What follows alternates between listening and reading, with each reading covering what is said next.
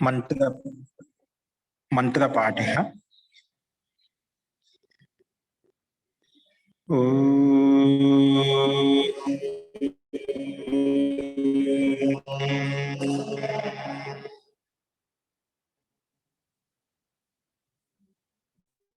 सहनाववतु सहनौ भुनक्तु सह वीर्यं करवावहै तेजस्विनावधीतमस्तु मा विद्विषावहै। ओम शांति शांति शांति।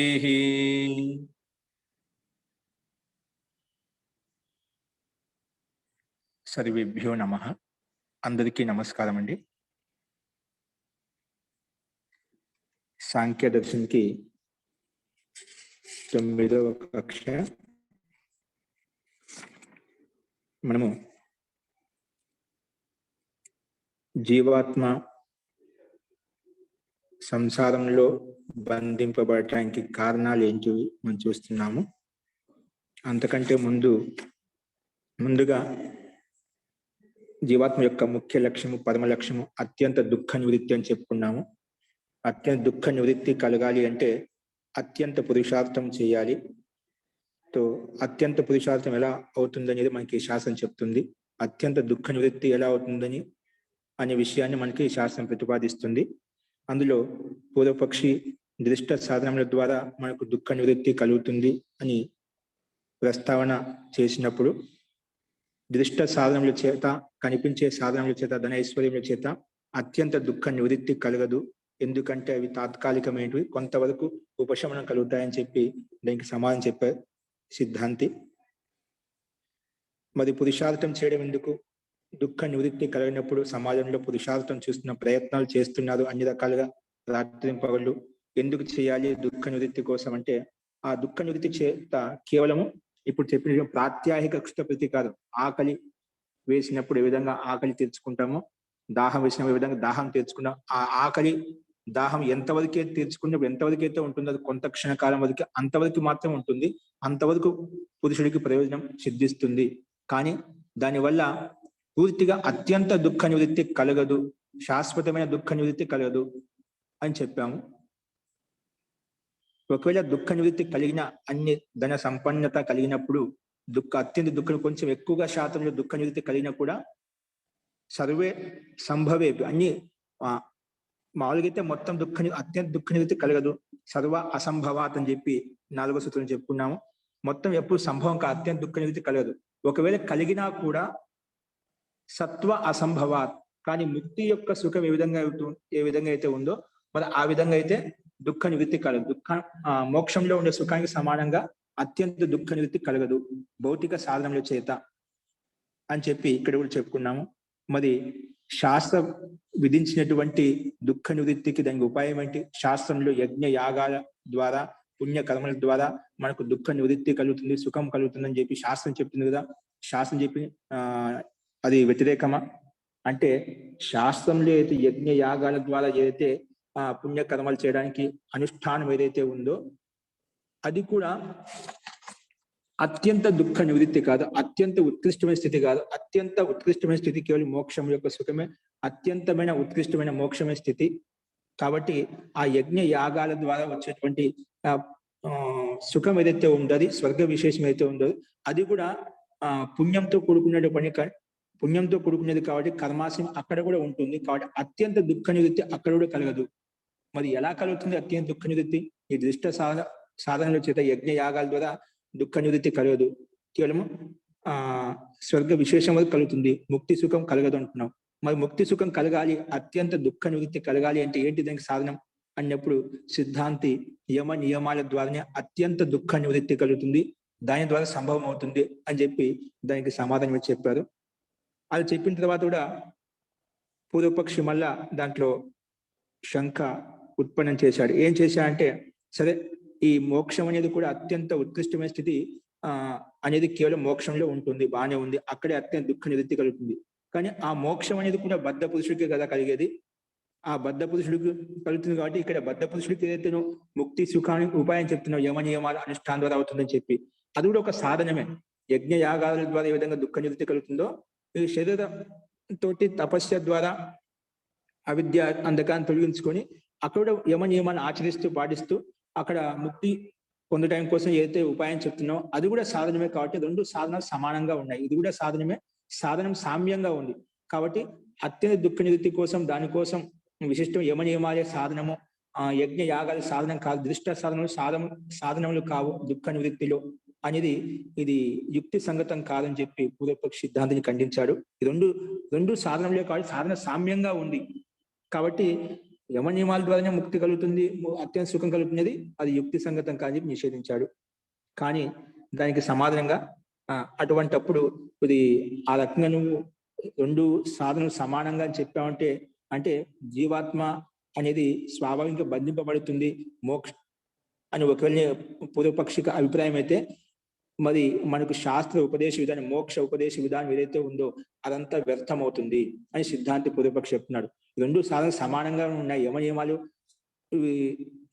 సాధనం ఒకటే, యజ్ఞ యాగాది కర్మలు రెండు సమానంగా ఒకవేళ భావించామనుకోండి స్వభావమైన జీవాత్మ బంధింపబడుతుంది. దానికోసం ఏం చేయాల్సిన అవసరం లేదంటే మనకు మోక్ష ఉపదేశ విధానం ఏదైతే ఉందో అదంతా వ్యర్థమవుతుంది. స్వభావతో బద్ధస్య నా మోక్ష సాధనోపదేశ విధి. స్వాభావికంగా జీవాత్మ బంధింపబడిందని ఒకవేళ పూర్వపక్షి అలా భావిస్తేనా ఈ మోక్ష ఉపదేశ విధానం ఏదైతే ఉందో శాస్త్ర విధానం ఏదైతే ఉందో మోక్షాని కోసం ఏ విధంగా అనుష్ఠానం చేయాలని చెప్పి విధానం ఏదైతే ఉందో అదంతా కూడా వ్యర్థమవుతుంది. మోక్ష ఉపదేశ విధానం అంతా వ్యర్థమవుతుంది. ఎందుకంటే జీవాత్మ స్వాభావికంగా బంధింపబడింది అని చెప్పామనుకోండి, నా స్వభావస్య అనపాయిత్వ, స్వభావంగా ఏదైతే ఉంటుందో అది ఎప్పుడు కూడా తొలగిపోదు అన్నమాట. స్వాభావికం అని చెప్పాము, స్వభావం ఎప్పుడు తొలగిపోదు, యావత్ ద్రవ్య భావి ఉంటుంది. ఏ విధంగా అయితే అగ్నికి ఉష్ణత్వం స్వాభావికమో, జలానికి శీతలత్వం స్వాభావికమో, అలాగా పృథివీకి స్వాభావిక దృఢత్వం ఏ విధంగా ఉందో అలాగా ఈ స్వభావాలు ఎప్పుడు తొలగిపోవు. కాబట్టి స్వభావికంగా జీవాత్మక బంధనం అని చెప్పుడు ఎప్పుడు ముక్తి కలగదు. కానీ అలా చెప్తేనా అనుష్ఠాన లక్షణం అప్రామాణ్యం, ఏదైతే అనుష్ఠానం యొక్క విషయం ఏది చెప్పారో ఆ అనుష్ఠానం అంతా వ్యర్థమవుతుంది.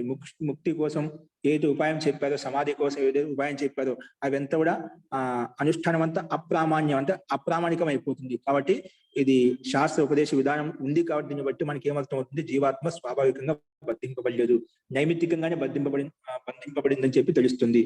ఇంకోటి ఏంటంటే నా అసత్యోపదేశ విధి ఉపదిష్టేపి అనుపదేశ. ఒకవేళ ఇక్కడ ఎందుకంటే శాస్త్రము ఏదైతే శక్యం అవుతుందో, ఏదైతే సంభవం అవుతుందో, ఏదైతే సిద్ధమవుతుందో, సిద్ధింపజేసుకోగలుగుతామో అటువంటి దానికే ఉపదేశం చేస్తుంది శాస్త్రము. ఎందుకంటే వేదమే ఈశ్వరీయ వాణి, ఋషి మహర్షులు చెప్పారు అనుభవం ద్వారా పరీక్ష కలిగి అని ఇక్కడ ఉపదేశం చెప్పబడింది. శక్యమైన ఉపదేశం చెప్పబడుతుంది, అశక్యమైన చెప్పబడదు కదా. కాబట్టి నా అసక్యోపదేశ విధి, ఏదైతే అసక్యం అయితే దానికి ఉపదేశం అసలు చెప్పదు, ఏదైతే శక్యం అవుతుంది సంభవం దానికి ఉపదేశం ఉంటుంది. కాబట్టి మనకు ఉపదేశం కనిపిస్తుంది కాబట్టి అది శక్యం అవుతుంది. మోక్షోపదేశ విధానం ఉంది కాబట్టి అది శక్యమైనది సాధించుకోగలుగుతాము. అది నైమిత్తికంగా వచ్చింది కాబట్టి దుఃఖం అనేది ఆ నైమిత్తికాన్ని తొలగించుకోవచ్చు. అందుకే శాస్త్రోపదేశ విధానం చెప్పబడింది. ఒకవేళ అలా కాకపోతే ఉపదిష్టేపి అనుపదేశ, ఒకవేళ అలా వ్యర్థం అది శక్యం కాదనుకోండి ఆ ఉపదేశం అనేది వ్యర్థం అవుతుంది. కాబట్టి దీన్ని బట్టి శాస్త్ర ఉపదేశ విధానం ఉంది కాబట్టి అది వ్యర్థమైంది కాదు, శక్యమైంది, సాధించుకోవచ్చు, దాన్ని పొందవచ్చు. నైమిత్తిక దుఃఖం ఏదైతే ఉందో దాన్ని తొలగించుకోవచ్చు అని చెప్పి దానికి సమానం చెప్పారు. దానికి అయినా కూడా ఇంత సమానం చెప్పినా కూడా పూర్వపక్షికి సంతృష్టి కలగలేదన్నమాట. మళ్ళీ లేదండి స్వభావం తొలగిపోతుంది, శుక్ల పటవత్ బీజవత్ చేత్ అని చెప్పాడు. శుక్ల వస్త్రంలో శ్వేతత్వం తొలగిపోయి రక్తవర్ణం వస్తుంది. బీజంలో విత్తనంలో ఆ విత్తనం యొక్క స్వాభావికం స్వరూపం ఏదైతే ఉందో ఆ స్వరూపం వెళ్ళిపోయి ఆ మొలకెత్తుతుంది. కాబట్టి దాని స్వభావం తొలగిపోయింది కాబట్టి దాని యొక్క మొలక ఉత్పన్నమైంది. శ్వేతత్వం తొలగిపోయింది కాబట్టి రక్తవర్ణం వచ్చింది. కాబట్టి ఆ రకంగా స్వభావం తొలగిపోతుంది కదా అని చెప్పి పూర్వపక్షం మళ్ళీ ప్రశ్నించామట. అప్పుడు దానికి సమాధానంగా శక్తి ఉద్భవ అనుద్భవాభ్యం నా అసక్యోపదేశ, అది స్వాభావికం కాదండి. శక్తి యొక్క ఉత్పన్న స్థితి అనుత్పన్న స్థితి, శక్తి యొక్క ఉత్పన్న స్థితి అనుత్పన్న స్థితి అది స్వాభావికం కాదు. ఆ శక్తి రంజింపజేసుకునే శక్తి ఆ శ్వేతత్వంలో ఉంది కాబట్టి రక్తవర్ణం వచ్చింది. ఆ విత్తనంలో మొలకెత్తే గుణం ఉంది కాబట్టి దాన్ని విత్తనం అంటున్నాము. అది స్వాభావికం కాదు, అది దాని యొక్క శక్తి యొక్క ప్రదర్శనం. అది కాబట్టి అది స్వాభావికం, అది శాశ్వతమైన స్వాభావికం కాదు, దాని యొక్క ధర్మం అది. అది శక్తి యొక్క ప్రాదేశిక ఉద్భవ అనుద్భవ స్థితి. కాబట్టి నువ్వు చెప్పిన హేతు యుక్తి సంగతం కాదని చెప్పి దాన్ని కూడా పూర్వపక్షి యొక్క సిద్ధాంతి ఖండించాడు. ఇలా అన్ని చెప్పిన తర్వాత సరే బానే ఉంది, స్వాభావికంగా జీవాత్మ బంధింపబడలేదు, నిమిత్తంగానే బంధింపబడింది అని పూర్వపక్షి స్వీకరించాడనమాట. సరే, స్వాభావికంగా బంధింపబడి నిమిత్తంగానే బంధింపబడింది జీవాత్మ, కానీ ఏ నిమిత్తం చేత బంధింపబడింది? మళ్ళీ ఇక్కడ ప్రశ్న. జీవాత్మ నైమిత్తికంగా బంధింపబడింది అంటున్నావు. జీవాత్మ నిమిత్తం ద్వారా బంధింపబడింది. ఏ నిమిత్తం ద్వారా జీవాత్మ సంసారంలో బంధంలో బంధింపబడింది? దానికి ఒక్కొక్క కారణం ఇక్కడ ప్రస్తావిస్తూ వెళ్తున్నామట. అందులో మనం మొట్టమొదటి నియమం చెప్పుకున్నాము. జీవాత్మ ఏ కారణం చేత సంసారంలో బంధింపబడింది అంటే దాంట్లో పూర్వపక్షి రూపంలో ప్రశ్న ప్రస్తావిస్తే దానికి సమాధానం చెప్పుకుంటూ వెళ్ళామట. దానికి ఒకటోది 12వ సూత్రంలో నా కాలయోగతో వ్యాపినో నిత్యస్య సర్వ సంబంధాత్ అని చెప్పుకున్నాం. కాలయోగం ద్వారా జీవాత్మను బంధింపబడిందా అంటే పూర్వపక్షి ఏమడిగాడు? జీవాత్మ సరే నైమిత్తికంగా జీవాత్మ బంధింపబడింది అంటున్నావు, కానీ ఏ కారణం చేత? కారణం ఏంటి? బంధింపబడడానికి కారణం ఏంటి? ఆ కారణానికి సమాధానం చెప్తున్నాడు. నా కాలయోగత, కాలయోగం ఒకవేళ వాళ్ళు అనుకుంటేనా, నా కాలయోగత వ్యాపినో నిత్యస్య సర్వ సంబంధాత్, కాలం ద్వారా జీవాత్మ బంధింపబడింది. ఒకవేళ అలా అంటాము, కాలం ద్వారా కూడా బంధింపబడలేదు. కాలం పూర్వపక్షి అంటాడు కాలం ద్వారా బంధింపబడలేదు. ఒకవేళ అలా చెప్తామేమో, కాలం ద్వారా కూడా బంధింపబడలేదు. ఎందుకంటే వ్యాపిన అంటే ఈ కాలం అనేది ఎల్లప్పుడూ ఉంటుంది, అన్ని చోట్ల వ్యాపించి ఉంటుంది. ఏ విధంగా ఆకాశం వ్యాపించి ఉంటుందో అలా వ్యాపించి ఉంటుంది. ఇంకా కేవలం వ్యాపకత్వమే కాదు, అది నిత్యమైంది, ఎల్లప్పుడూ ఉంటుందన్నమాట. కాబట్టి నిత్యమైంది, అన్ని చోట్ల వ్యాపించి ఉంటుంది. కాబట్టి ఆ జీవాత్మ ఎల్లప్పుడూ బంధింపబడి ఉంటుందన్నమాట. కాబట్టి నా కాలయోగత, కాలానికి కారణం కాల నిమిత్తం కాదు, జీవాత్మ సంసార బంధనానికి కారణము కాల నిమిత్తం కాదు అని చెప్పి ఇది ఒక హేతు దానికి ప్రస్తావించదు. కాలం ద్వారా జీవాత్మ బంధింపబడలేదు. మరి ఏమైనా దేశం ద్వారా బంధింపబడిందా? స్థాన విశేషం ద్వారా బంధింపబడిందా అంటే నా స్థాన యోగతో అపి అస్మాత్, ఏ స్థానం ద్వారా బంధింపబడిందంటే ఏదో ఒక స్థాన విశేషంలో స్థానం ద్వారా కూడా జీవాత్మ బంధింపబడలేదు. అయితే స్థానం ద్వారా కూడా బంధింపబడలేదు జీవాత్మ. మన అవస్థ కారణంగా జీవాత్మ బంధింపబడిందేమో. అవస్థ అంటే బాల్యావస్థ, వృద్ధావస్థ, వార్ధక్యావస్థ, ఏవైతే అవస్థలు మారుతూ ఉన్నాయో, పరిణామం చెందుతుందో దాని ద్వారా ఏమైనా జీవాత్మ బంధింపబడింది అంటే ఆ అవస్థ కారణంగా కూడా జీవాత్మ బంధింపబడలేదు. మరి ఏ కారణంగా బంధింపబడింది? దేహ ధర్మత్వ. ఈ అవస్థ పరిణామాలు ఏవైతే కలుగుతున్నాయో, బాల్యావస్థ, వృద్ధావస్థ, ప్రౌఢావస్థ, వార్ధక్యావస్థ ఏదైతే ఉందో అది దేహ ధర్మాత్, అవి దేహంలో జరిగేటువంటి క్రియాకలాపాలు. దేహంలో మార్పులు కలుగుతున్నాయి కానీ జీవాత్మ ఎటువంటి మార్పులు లేవు. జీవాత్మ నిత్య శుద్ధ ముక్త స్వభావమైంది, ఎప్పుడు ఒకే స్థితిలో ఉంటుంది. దాంట్లో ఎటువంటి పరిణామం చెందదు. అపరిణామిని జీవాత్మ, శరీరమే పరిణామం చెందుతూ ఉంటుంది. కాబట్టి ఇవన్నీ బాల్యావస్థ, వార్ధక్యావస్థ ఏవైతే మార్పులు పరిణామాలు జరుగుతున్నాయో ఇవన్నీ కూడా దేహ ధర్మత్వ, దేహం యొక్క ధర్మము. కాబట్టి అవస్థ కారణంగా కూడా జీవాత్మ సంసారంలో బంధింపబడదు. కాబట్టి అందుకే మోక్షోపదేశి శక్యం కాదు అని చెప్పి ఇక్కడ చెప్పారు. ఎందుకంటే నీకు జీవాత్మ అవస్థ కానీ బంధింపబడదు ఎందుకు చెప్పా అంటే పక్క సూత్రం దానికి ప్రమాణంగానే ఇంకొకటి అసంగోయం పురుష అయితే. ఎందుకంటే జీవాత్మ ఎప్పుడు అసంగంగా అంటే అసంగతియుక్తంగా ఉంటుంది. అసంగతియుక్తం అంటే తాత్పర్యం ఇక్కడ దేహంతో భిన్నంగా ఉంటుంది. దేహంతో ఎప్పుడు కలిసిమెలిసి ఉంటుంది. దేహం భిన్నంగా ఉంటుంది అన్నమాట. దాంట్లో సాంగత్యంతో ఉండదట. దేహంతో కలిసిమెలిసి ఉండదన్నమాట. దేహానికి ఎప్పుడు దేహంతో పృథక్ స్థితిలో ఉంటుంది, వేరే స్థితిలో ఉంటుంది, భిన్న స్థితిలో ఉంటుంది. కాబట్టి అసంగ అని మనకు శాస్త్రము చెప్తుంది. అసంగోయం అయం పురుష. ఈ జీవాత్మ ఎప్పుడు సాంగత్యంతో ఉండదు. జీవాత్మ యొక్క సాంగత్యంతో దేహం యొక్క సాంగత్యంలో ఉండదు. దేహంతో ఎల్లప్పుడు భిన్నంగా ఉంటుంది, వేరుగా ఉంటుంది. జీవాత్మ ఎప్పుడు కలిసిమెలిసి ఉండదు అని చెప్పి ఇక్కడ అందుకే అవస్థ కారణంగా కూడా జీవాత్మ బంధింపబడలేదు. దానికి మళ్ళీ ఇంకో రకమైన కాలం ద్వారా బంధింపబడలేదు, స్థాన విశేషం ద్వారా జీవాత్మ బంధింపబడలేదు. ఏదో ఒక స్థాన కాలం బంధింపబడింది అనుకుంటామా, అలా బంధింపబడలేదు. అవస్థ కారణంగా బంధింపబడింది అది కూడా కాదు. మరి ఏ కారణంగా బంధింపబడింది? ఇంకేమైనా హేతు వెతుకుతున్నామట. అట్లా ఇది కాదు ఇది కాదు, మరి ఏ కారణం చేత బంధింపబడింది? కారణం తెలియాలి కదా. జీవాత్మ సంసారం నైమిత్తికంగా బంధింపబడడానికి కారణం ఏంటి? ఇవన్నీ కాలం చెప్పు. దేశము, కాలము, నిమిత్తము, అవస్థ, కాలం చెప్పావు. అయితే కర్మ ద్వారా బంధింపబడుతుందేమో. మనం చేసే క్రియాకలాపాలు ఏవైతే ఉన్నాయో నిత్య దైనందిన జీవితంలో ఆదాన ప్రధాన క్రియాకలాపాలు చేస్తున్నాము. అలా మనస వాచ కర్మణ పనులు చేస్తున్నాం. అన్ని రకాల క్రియాకలాపాలు చేస్తున్నాం. ఈ కర్మల ద్వారా ఏమైనా జీవాత్మ బంధింపబడిందేమో అంటే ఆ కర్మల ద్వారా కూడా బంధింపబడిన కర్మ ద్వారా జీవాత్మ బంధింపబడలేదు. ఎందుకు? అన్య ధర్మత్వ, ఇది కూడా అన్య ధర్మం అన్నమాట. ఇవి ఏవైతే క్రియాకలాపాలు చేస్తున్నావో అవి అన్య ధర్మం. జీవాత్మ యొక్క ధర్మం కాదు, పురుషుని యొక్క ధర్మం కాదు. మరి ఎవరి యొక్క అన్య ధర్మం అంటే ఏమిటి? అహంకారస్య ధర్మత్వాత్. ఇవి అహంకారం ద్వారా ఉత్పన్న పంచ జ్ఞానేంద్రియాలు, పంచ కర్మేంద్రియాలు ఏవైతే మనసు ఏవైతే ఉన్నాయో, చిత్త అహంకార బుద్ధి ఏవైతే ఉన్నాయో అహంకారం ద్వారా ఉత్పన్నమయ్యాయి. కాబట్టి అహంకార ఈ ఇంద్రియాలు ఏవైతే క్రియాకలాపాలు చేస్తున్నాయో ఇవన్నీ కూడా ఇంద్రియ ఆధీనంలో ఉన్నాయి. ఇంద్రియం యొక్క ఆధీనంలో ఉన్నాయి కాబట్టి ఇవన్నీ అన్య ధర్మ యొక్క క్రియాకలాపాలు కాబట్టి అందుకే కర్మ ద్వారా కూడా జీవాత్మ బంధింపబడదు. ఇంకోటి అన్య ధర్మం ద్వారా ఉత్పన్నమైన క్రియాకలాపాలు కాబట్టి జీవాత్మ బంధింపబడదు అని చెప్పాం. ఒకవేళ బంధింపబడి స్వీకరించామనుకోండి, అన్య ధర్మం ద్వారా చేసినటువంటి క్రియాకలాపాల ద్వారా కూడా జీవాత్మ సంసారంలో బంధింపబడుతుందని చెప్పినాం అనుకోండి. అతి ప్రసక్తేశ్చ అంటే అతి ప్రసంగ దోషం వస్తున్నాం అన్నమాట. అంటే ముక్తాత్మలకు కూడా ఈ స్థితి కలుగుతున్నాం. అంటే ముక్తాత్మలన్నీ కూడా ఏవైతే ఉన్నాయో అవన్నీ కూడా బంధింపబడతాయి. ఎందుకు? అహంకారంగా ఉత్పన్నమైన ఇంద్రియాలు ఏవైతే ఉన్నాయో, ఇంద్రియాధీనం, అహంకారానికి ఆధీనంలో ఏవైతే ఇంద్రియాలు ఉన్నాయో ఆ ధర్మం ద్వారా చేసినటువంటి కర్మలు ఏవైతే ఉన్నాయో దానికి ఫలభోక్త జీవాత్మ అయిపోతుందన్నమాట. చేసేది కర్మ ఒకరు, దానికి ఫలానుభూతి పొందేది ఇంకొకరు. కానీ ఇది యుక్తి సంగతం కాదు. ఎవరు చేసిన కర్మ వారు అనిపించదు. కానీ ఒక ధర్మం చేసినటువంటి కర్మలకు ఇంకో ధర్మము, ఇంకొక సత్తా అనేది ఫలానుభూతి పొందదు అనమాట. కాబట్టి అతి ప్రసంగ దోషం వస్తుంది. కాబట్టి అన్య ధర్మం ద్వారా చేసినటువంటి ఏదైతే క్రియాకలాపాలు ఉన్నాయో ఆ దోషను ముక్తానమపి ఆపత్సతే, ముక్త పురుషులకు కూడా ఆ సంబంధం వస్తుంది, ఆ దోషం వస్తుంది. కాబట్టి అతి ప్రసంగ దోషం వస్తుంది అని చెప్పి ఇక్కడ హేతు ప్రస్తావించారు. కర్మ ద్వారా కూడా జీవాత్మ బంధింపబడలేదు.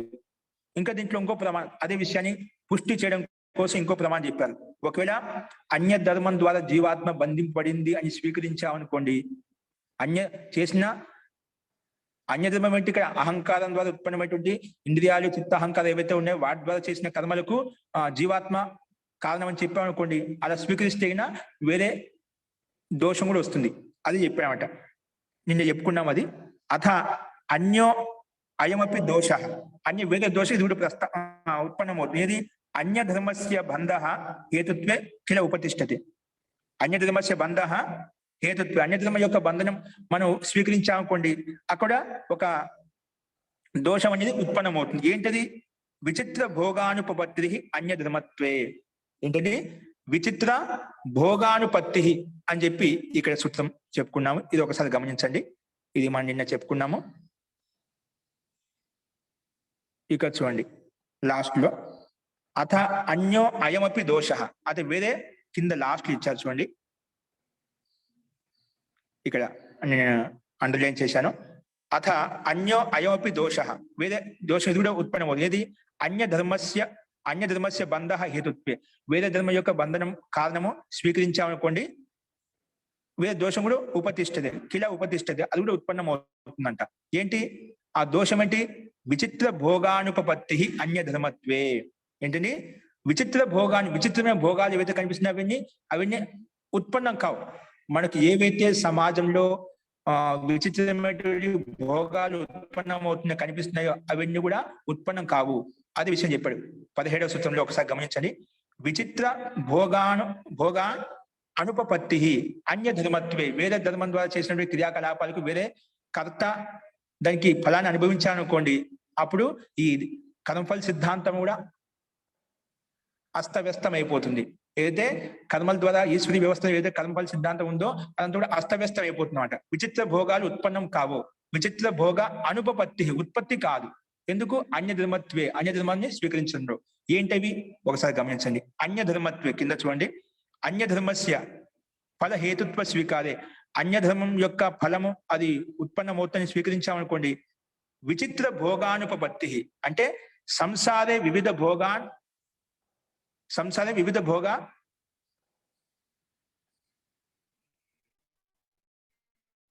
సంసార అయుక్తత, సంసారంలో వివిధ భోగాలకు అయుక్తత, ఏవైతే భిన్న భిన్న భోగాలు ఉన్నాయో అవన్నీ యుక్తి సంగతం కావు. ఏంటి అవి సంసారంలో వివిధ భోగాలు? అవి చూపిస్తున్నాడు. సంసారంలో ఏవైతే భిన్న భిన్న భోగాలు అనుభవిస్తున్నామో సుఖాలు కావచ్చు, దుఃఖాలు కావచ్చు, అవన్నీ కూడా ఉత్పన్నం కావు. ఎప్పుడు? వేరే ధర్మం ద్వారా చేసిన కర్మకు వేరే కర్త దాని అనుభూతిని పొందామనుకోండి, అది ఈ విచిత్రమైన భోగాలు ఏవైతే సుఖ దుఃఖ భోగాలు అవి ఉత్పన్నం కావు. ఏంటివి ఆ భోగాలు అంటే? దృశ్యంతే. అవి ఇవి చూస్తున్నాయి. ఏంటంటే దృశ్యంతే కలు అలా కనిపిస్తుంది లోకంలో, సమాజంలో, ఈ బ్రహ్మాండంలో. ఏంటివి? దృశ్యంతే కలు కేచిత్ బహు సుఖిన. కొంతమంది చాలా మంది సుఖంగా ఉన్నారు. కేచిత్ బహు సుఖిన, కేచిన అల్ప సుఖిన. ఇక కొంతమంది చాలా సుఖంగా ఉన్నారు, అది మనం ప్రత్యక్షం చూస్తుంటామట. కానీ కొంతమంది చాలా తక్కువ సుఖంతో యుక్తమే ఉంటారు. చూడండి, కేచిత్ బహు సుఖిన, కొంతమంది చాలా అత్యంత సుఖంగా ఉంటారు. కేచిన అల్ప సుఖిన, కొంతమంది ఏమో చాలా అల్ప సుఖం, అంటే తక్కువ సుఖం ఉంటుంది కొంతమందికి. అది పూర్తిగా సుఖాపన్న స్థితిలో లేదు, పూర్తి దుఃఖాపన్న స్థితి. అల్ప సుఖిన, కొంతమంది అల్ప సుఖంతో ఉన్నారు, అది సమాజంలో మనం చూస్తున్నాం. కేచిత్ సుఖహీన, అసలు కొంతమందికి సుఖం అసలు లేదు, దుఃఖం చెప్పి మనం ఎంతో బాధపడుతున్నాం. కొంతమంది అలా కూడా ఉండదు. కేచిత్ సుఖహీన, కొంతమంది అసలు సుఖరహితంగా ఉన్నారు, సుఖమే లేదు వాళ్ళ దగ్గర. అందుకే కేచిత్ సుఖహీనా, కేచిత్ మహా దుఃఖిన. కానీ కొంతమంది ఇంకా దుఃఖం లేక సామాన్య స్థితిలో ఉన్నారు, అలా కాకుండా కొంచెం మహా దుఃఖంలో ఉన్నారు. ఏదైతే పాపాత్మలు ఉన్నదో వాళ్ళు చూస్తుంటాం మహా దుఃఖంలో. ఈ మానవ జన్మ తీసుకుని కూడా అత్యంత దుఃఖపడుతుంది, చాలా అత్యంత బాధపడుతుంటాం. జీవితంలో సుఖం అనేది కనిపించే అంధకారమే ఉంటుంది, అవిద్య అంధకారం ఎక్కువగా ఉంటున్నమాట. అందుకే కేచిత్ మహా దుఃఖిన, కొంతమంది మహా దుఃఖంతో యుక్తమై ఉన్నారు. అందుకే కేచిత్ మహా దుఃఖిన. ఇక పైన స్లైడ్ చూడండి. కేచిత్ మహా దుఃఖిన తథా కేచిత్, ఇంకెట్లా ఉండాలి చూడు సమాజంలో, ఇవి మనం ప్రత్యక్షంగా చూస్తున్నాం. ఇంకా కొంత ఎలా ఉండాలంటే కేచిత్ పూర్ణ అంగాహ, ఈ సమాజం కొంత పూర్ణ అంగాలు అంటే ఎటువంటి అంగవైకల్యం లేకుండా అన్ని పుష్టంగా దృఢంగా ఉన్నది, చాలా బలంగా ఉన్నదంట. అన్ని రకాల శరీర పుష్టి బాగా ఉంది. కొంతమందికి ఏమో కేచిన వికలాంగాహ, కొంతమందికి వికలాంగత ఉంది, కుంటి వాళ్ళు, గుడ్డి వాళ్ళు, మనం అన్ని రకరకాలు చూస్తున్నామట బయట సమాజంలో. అటువంటి వాళ్ళు కూడా ఉన్నారన్నమాట. ఇవన్నీ ఇంకా కొంతమంది ఎలా ఉన్నది గలిత అంగాశ్చ, కొంతమంది ఇంకా ఆ వికలాంగలో కూడా చాలా దాంట్లో ఇంకా ఎన్నో రోగాలతో జబ్బులతో బాధపడుతున్నారు. కుష్టి రోగం అని చెప్పి ఏదో చాలా రకరకాల వ్యాధులు వస్తున్నాయన్నమాట. గలిత అంగాల్లో బాగా గలించిపోయామంట, శుష్కించిపోయామంట, దాంట్లో అసలు ఏమి లేవు. అందుకే గలితాంగాశ్చ ఇత్యేతే, అట్లా రకరకాల ఇత్యేతే వివిధ భోగా నా ఉపపద్యేదన్. ఇవైతే భిన్న భిన్న మనకు వ్యక్తులు కనిపిస్తున్నదో ఇవన్నీ భోగాలు, విచిత్రమైన భోగాలన్నీ కూడా నా ఉపపద్యేదన్. యతః, ఎందుకంటే అన్యస్య కృత కర్మణ, వేరే వ్యక్తి చేసిన కర్మకు ఫలం అన్యశ్చేత్ భుంజిత, చేసేది కర్మ ఒకరు, దానికి ఫలం అనిపించింది ఇంకొకరు. అలా అన్య ధర్మం యొక్క కర్త యొక్క కర్మను వేరే కర్త అనుభవిస్తానని ఒకవేళ ఊహించామనుకోండి, ఈ విచిత్రమైన భోగాలు ఏవైతే సమాజంలో కనిపిస్తున్నావో అవన్నీ కూడా ఉత్పన్నం కావు. కానీ మనకి ఇవన్నీ కనిపిస్తున్నాయి. దీన్ని బట్టి ఎవరి కర్మలు ఎవరు చేసిన కర్మలు వారే బాధ్యతలు. ఒకరు చేసిన కర్మకి ఇంకొకరు కర్త అనుభూతిని పొందడు. ఎవరు చేసిన కర్మలకు వారే సుఖ దుఃఖాలు అనుభూతిని పొందుతారు అని చెప్పి మనకి ఇక్కడ సిద్ధాంతం చెప్తుంది. కాబట్టి అన్య ధర్మత్వం, అతి ప్రసంగ దోషం వస్తుంది చెప్పాం కదా. నా కర్మన అన్య ధర్మత్వాత్, నా కర్మ కూడా జీవాత్మ బంధింపబడదు. ఎందుకంటే అన్య ధర్మత్వాత్, ఇవి అన్య ధర్మం ద్వారా చేసి ఉండే అహంకారంతో ఉత్పన్నమైనటువంటి క్రియాకలాపాలు ఏవైతే ఉన్నాయో, చిత్తం ద్వారా ఏవైతే కర్మలు చేస్తున్నావో అవి అన్య ధర్మం ద్వారా ఉత్పన్నమయ్యాయి. కాబట్టి ఇది కూడా దీని కారణం కూడా జీవాత్మ బంధింపబడింది ఒకవేళ స్వీకరించామనుకోండి అతి ప్రసంగ దోషం వస్తుంది. అతి ప్రసంగ దోషం ఏంటి మనం ఇక్కడ చెప్పుకున్నాం. విచిత్ర భోగ అనుపపత్తి, విచిత్రమైన భోగాలు ఏవైతే ఉన్నాయో అవి ఉపపన్నం కావు. కానీ మనకు అలా లేదు, ప్రత్యక్షంగా ఉపపన్నం అవుతున్నాయి.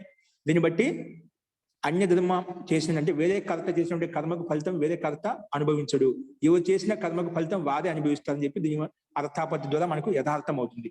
కానీ సమాజంలో భిన్న భిన్న రకాలు దీన్ని బట్టి మనం చూడొచ్చు అన్నమాట.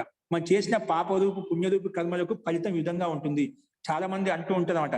మనం ఏం చేసిన కర్మకి ఎవరు చూశారండి, నెక్స్ట్ జన్మ ఉంటుందా లేదా, అందుకే యావత్ జీవే సుఖం జీవే రుణం కృత్వ ఘృతం ప్రివేత్ అని చెప్పి చార్వాక సిద్ధాంతంలా చెప్తున్నాడు.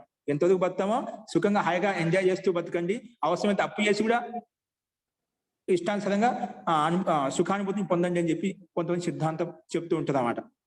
కానీ మనకి ఈ సమాజంలో భిన్న భిన్న వ్యక్తుల యొక్క సుఖ దుఃఖాలు మనం చూస్తున్నాం. అది ప్రత్యక్షంగా మనం చేసిన కర్మలకు ఫలితం ఈ విధంగా ఉంటుందని చెప్పి మనకు కూడా స్వభావంగా మనకు కూడా అనుభవం ఉంది కాబట్టి నా కర్మ బాగాలేదండి, నా తర్వాత అలా ఉంది, అందుకే నాకు ఇలాంటి దుఃఖం వచ్చింది చెప్తూ ఉంటామట. నిజంగా ఆ మాట ఎందుకు వస్తుందండి? పూర్వంలో చేసిన కర్మ అలా ఉన్నాయి కాబట్టి ఆ మాట మనకు స్వాభావికంగా వస్తుందన్నమాట. మనం ఇప్పుడు ఉండే ఈ జనరేషన్ లో మనం ఎందుకంటే ఈ విద్యా విధానం పూర్తి మర్చిపోయాం కాబట్టి ఇవన్నీ మర్చిపోయి కర్మఫల సిద్ధాన్ని మర్చిపోయి ఇష్టానుసారంగా మనం అన్యావర్ధము చేస్తూ పోతున్నామట, పాపాలు ఎక్కువ చేస్తూ పోతున్నామట. కానీ ఈ పాపాల ఫలితం ప్రాయశ్చితం సమాజంలో చూస్తుంటే ప్రత్యక్ష ఉదాహరణము. మనం వీళ్ళని చూసి నేర్చుకోవచ్చు. పాపానికి ఫలితం ఈ రకంగా ఉంటుంది. రకరకాల మనసులు చూస్తున్నామా, అన్ని రకాల మనసులు చూస్తున్నా ప్రత్యక్షం మనకు సూత్రమే చెప్తున్నాడు. భిన్న భిన్న విచిత్ర భోగాలు మనకు ఈ సమాజంలో ఈ బ్రహ్మాండంలో కనిపిస్తున్నామట. ప్రతి ఆత్మకు సుఖంగా సంతోషంగా ఉండాలి ప్రతి ఆత్మ కోరుకుంటుంది కదా. కానీ అందులో కూడా ఆత్మ ఉంది, అందులో చలనం ఉంది, అందులో గతి ఉంది, అందులో ఇచ్చా ద్వేష ప్రయత్నం అన్ని ఉన్నాయి. మళ్ళీ వాళ్ళకి ఎందుకు ఆత్మ ఎందుకు అలా ఉంది? కొంతమంది ఆత్మ ఎందుకు చాలా ఉన్నత స్థితిలో ఉన్నారు. దీన్ని బట్టి ఏమవుతుంది అర్థమవుతుందంటే మనం చేసిన కర్మ ఫలితాలకు ఫలం మనమే అనుభవించాల్సి ఉంటుంది. ఒక చేసిన కర్మకు ఫలితం వారే అనుభవిస్తారు. ఒక చేసిన కర్మకు ఫలితం అనేది వేరే వాళ్ళు అనుభవించినమాట. చేసిన కర్మ ఒకరు, దాని ఫలితం అనిపించేది ఇంకొకరు, అలా ఉండదు. ఎవరు చేసిన కర్మకు వాళ్ళే ఫలితాన్ని అనుభవిస్తారు. ఇప్పుడు నేను చేశాను కదా, వెళ్ళిపోయిన తర్వాత చనిపోతే ఏముంది, ఎవరు చూస్తారండి, నేనైతే చూడాను కదా అనుకుంటాం. ఎవరు చూడు, నువ్వే చూస్తావండి. శరీరం మారిపోతుంది. నీకు పైన ఏ విధంగా మెమరీ కార్డులో చిప్పు అదే ఉంటుంది, కానీ పైన మొబైల్ ఏ విధంగా మారుస్తా అంటే శరీరం డాన్స్ అనేది నీకు స్వరూపం మారిపోతుంది. కానీ దాంట్లో ఉండే సంస్కారం ఏవైతే ఉండే మొత్తం A to Z సూక్ష్మ శరీరంలో అవే ఉంటాయి. నువ్వు ఎక్కడ తప్పించుకోవడానికి లేదు. చాలా మంది ఆత్మహత్యలు చేసుకుంటూ ఉంటున్నమాట చేసిన పాపాలను తప్పించుకోవడం కోసం. ఎక్కడ తప్పించుకున్నా నీ చేసిన కర్మలు పాపాలు మనమే అనుభవించాల్సి ఉంటుంది. మళ్ళీ దానికి ప్రాయశ్చిత్తం ఏంటి, మనం ఎలా దాని ఉపశమనం ఏంటంటే దానికి ఉపాయం కూడా చెప్పారు శాస్త్రంలో.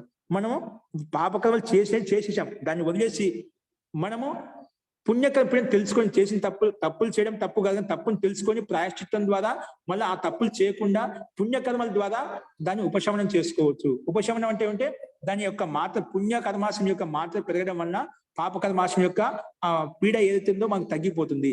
తగ్గిపోవడం అంటే ఎంతైతే ఉందో అదే ఉంటుంది.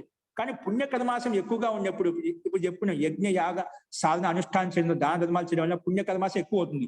పుణ్యకర్మాశం చేసుకోవడం వల్ల సుఖ సాధనలు మనకు భగవంతుడు ఎక్కువగా చేకూరుస్తాడు అనమాట. పుణ్య చేసిన కర్మల ద్వారా ఏవైతే మనకు సాధన సంపన్నత కలిగిందో ఆ సాధనముల ద్వారా మనం చేసిన పాప కర్మాలను మనం కొంతవరకు ఉపశమనం చేసుకోవచ్చు. అంటే అంత మనకు పీడ కలిగించడం అనమాట. అందుకే చేసిన పాప కర్మాలకు భగవంతుడు క్షమిస్తాడు, లేదంటే అవి తొలగిపోతాయి. ఏ రకంగా తొలగిపోతాయి? నువ్వు పుణ్యకర్మలు ఎక్కువగా చేస్తే ఆ పుణ్యకర్మల యొక్క ప్రభావం ఎక్కువగా ఉండటం వలన నీకు అవి కష్టాన్ని కలిగించవు. అంటే ఆ సహించేటువంటి శక్తి సామర్థ్యం నీకు కలుగుతుందన్నమాట. దాని యొక్క పుణ్యం యొక్క మాత్ర పెరగడం వలన పాపం యొక్క మాత్ర అనేది మనకు దాని ప్రభావం చూపించదు. ఒక పెద్ద సౌండ్ బాక్స్ ముందుగా మన చిన్న టీవీ యొక్క సౌండ్ వెళ్తే ఎట్లా ఉంటుందండి? టీవీ సౌండ్ ఎంత ఉందో అంతే వస్తూ ఉంటుంది అన్నమాట. కానీ ఇక్కడ మనకు పెద్ద డిటిఎస్ బాక్స్ ఏవైతే పెట్టామో దాని యొక్క సౌండ్ ఎక్కువగా ఉంటుంది. ఆ సౌండ్ వల్ల మన టీవీ యొక్క సౌండ్ అయితే అది అణిగిపోయిందా? అణిగిపోయింది. మనకు ఈ సౌండ్ ఎక్కువగా ఉంది కాబట్టి అణిగిపోయినట్టుగా అనిపిస్తుంది మనకు. కానీ ఆ టీవీ యొక్క సౌండ్ ఎంతలో ఉండాలో అంతలో అది ఆ ధ్వని అయితే వస్తుంది అనమాట. కానీ అది ఎలా తగ్గిందో మనకి దాని ఏమంటాం, టీవీ యొక్క సౌండ్ తగ్గిపోయిందంట. టీవీ యొక్క సౌండ్ తగ్గలేదు, ఎంత ఉందో అంతే ఉంది. కాకపోతే ఈ సౌండ్ ధ్వని ఎక్కువగా అయిపోవడం మనకు తగ్గినట్టు అనుకుంటున్నాం. వాస్తవంగా అలా కాదు. అలాగే మన పాపకర్మాశ ఎంత ఉందో అది అంతే ఉంటుంది. దాని ఫలితం మనం సమయానుసరంగా మనకి ఎక్కడ ఏ విధంగా అనుభూతిని పొందుతాం. కానీ పుణ్యకర్మాశం ఎక్కువగా ఉండటం వలన ఆ పాపకర్మాశం యొక్క కష్టం దుఃఖం ఏదైతే ఉందో, బాధ ఏదైతే ఉందో, పీడ ఏదైతే ఉందో అవి మనకు అనుభూతిని కలిగించమాట. అంటే సహనీయమైనట్టు ఉంటాయన్నమాట. ఈ పుణ్యకర్మాశం ఎక్కువ వలన ఆ పుణ్యకర్మాశయం ద్వారా వచ్చిన సాధనల ద్వారా మనం తొలగించుకునే శక్తి సామర్థ్యం మనకు కలుగుతుంది. కాబట్టి ఆ రకంగా మనం దుఃఖాలను దూరం చేసుకోవచ్చు, తగ్గించుకోవచ్చు. వాటి యొక్క ప్రభావాన్ని మన మీద లేకుండా చేసుకోవచ్చు. ఆ రకం దుఃఖాన్ని తగ్గించుకోవచ్చు అన్నమాట. కాబట్టి మనం చేసిన కర్మలకు మనమే కర్త భోక్త అన్ని కూడా మనమే. కాబట్టి ఈ రకంగా మనం ఆలోచించాలి. సరే, సో ఇది మనకు విచిత్ర భోగ అనుపపత్తి అనేది కలుగుతుంది. మనం చేసిన కర్మలకు ఏవైతే సమానంగా అవన్నీ కూడా చేసేది కర్మ ఒకరు, దానికి ఫలం అనిపించింది ఇంకొకరు అంటేనా ఇదంతా ఈ కర్మఫల వ్యవస్థ అంతా అస్తవ్యస్తం అవుతుంది అని చెప్పి ఈ సూత్రం ద్వారా చెప్పాం. సరే, అయితే ఈ కర్మ ద్వారా కూడా జీవాత్మ సంసారంలో బంధింపబడదు. ఎందుకంటే విచిత్ర భోగానుపపత్తి కూడా కలుగుతుంది చెప్పి దీనికి హేతు చూపించావు, కారణం చూపించావు. అయితే మరి ఎలా బంధింపబడుతుంది అంటే ప్రకృతి ద్వారా బంధింపబడుతుంది జీవాత్మ. ఈ ప్రకృతి బ్రహ్మాండం కనిపిస్తుంది అంతా ప్రకృతి ఉంది కదా, సో ప్రకృతి ద్వారా బంధింపబడుతుంది అని చెప్పి దానికి పూర్వపక్షి తీసుకొస్తున్నాడు. ప్రకృతి నిబంధన చేత్, ప్రకృతి 18వ సూత్రం చూడండి. ప్రకృతి నిబంధన చేత్, ప్రకృతి ద్వారా అది జీవాత్మ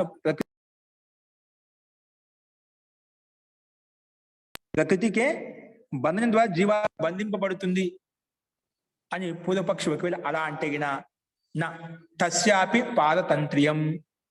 ప్రకృతి బంధనాత్, ప్రకృతి బంధనం ద్వారా జీవాత్మ బంధింపబడుతుంది అంటే కాలం కాదు, దేశం కాదు, అవస్థ కాదు, అదేవిధంగా ఈ కర్మ ద్వారా కూడా జీవాత్మ బంధింపబడింది. ఏ ద్వారా బంధింపబడింది అయితే ప్రకృతి ద్వారా బంధింపబడింది జీవాత్మ అంటే దానికి పూర్వపక్షి అది చెప్పాడు. ఒక ప్రకృతి ద్వారా బంధింపబడింది అనుకుంటే ప్రకృతి ద్వారా కూడా బంధింపబడలేదు.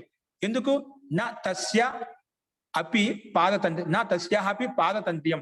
ఈ ప్రకృతిగా భీ స్వతంత్రం లేదు, పరతంత్రత ఉందంట. ఏంటి చూద్దాం. ప్రకృతి ద్వారా కూడా జీవాత్మ బంధింపబడేది. ఈ ప్రకృతి బ్రహ్మాండం ద్వారా బంధింపబడింది అనుకుంటామా? ఆ ప్రకృతి ద్వారా కూడా బంధింపబడేది. ఎలాగో చూడండి. ప్రకృతి నిబంధన చేత్ నా ప్రకృతి ఏవ పురుషం నిబధ్నాతి ఇది చేత్. ప్రకృతి మాత్రమే, ఆ ప్రకృతి అనేది బ్రహ్మాండం అనేది పురుషం నిబధ్నాతి, పురుషుని బంధింపజేస్తుంది, నిబంధనం చేస్తుంది. అంటే ఒకవేళ పురుషపక్ష అలా అంటే అలా కల్పన అలా ఊహిస్తే, అది కల్పిస్తే అంటే అలా ఊహిస్తే కల్పేత తదపి నా యుక్తం, అది కూడా యుక్తి సంగతం కాదు. ఒకవేళ పూర్వపక్షి ప్రకృతి జీవాత్మని అది బంధింపజేస్తుంది అని ఒకవేళ అలా కల్పన చేస్తామో, అలా ఊహిస్తామో, తదపి నా యుక్తం, అది కూడా యుక్తం కాదు. యతః, ఎందుకంటే తస్యాహ అపి పారతంత్ర్యం. తస్యా అంటే ఈ ప్రకృతి కూడా స్వతంత్ర, పారతంత్ర్యం అంటే అది పరతంత్ర. ఎందుకు? తస్యాహ ప్రకృతేరపి, ఆ ప్రకృతి కూడా, తస్యాహ ప్రకృతి, ఆ ప్రకృతి కూడా పారతంత్ర్యం అస్తి. పారతంత్ర్యం అంటే అది పరతంత్రత యుక్తమైంది. నహి ప్రకృతి స్వతంత్ర, నహి ప్రకృతి స్వతంత్ర, ప్రకృతి స్వతంత్రమైనది కాదు, ప్రకృతి స్వతంత్రమైనది కాదు. ఎందుకు? జడత్వా, అది జడమైంది కాదు, దాంట్లో చలనం లేదు, గతి లేదు. దాంట్లో జడ వస్తువు, దాంట్లో గతి ఉండదు. ఒక వస్తువు నువ్వు అక్కడ పెట్టావుంటే ఎన్ని రోజులు అలాగే ఉంటుంది, దాంట్లో ఎటువంటి మార్పు రాదు నువ్వు కలిగించేంత వరకు. దాంట్లో ఎక్కడ ఉందో అక్కడే ఉంటుందని పరిణామం చెందుతుంది, జీర్ణశీర్ణ అవస్థ వస్తుంది. కానీ ఏ వస్తువు ఎక్కడైతే ఉందో అక్కడే ఉంటుంది. అంటే వేరే కర్త సహాయం లేకుండా ఆ వస్తువు అక్కడి నుంచి కదలదు. ఎందుకంటే జడ వస్తువు ఎప్పుడు కూడా ప్రకృతి సహాయం చేతనే దాంట్లో మార్పులు వస్తాయి. ప్రకృతి యొక్క సహాయం చేతనే దాంట్లో కదలికలు ఉంటాయన్నమాట.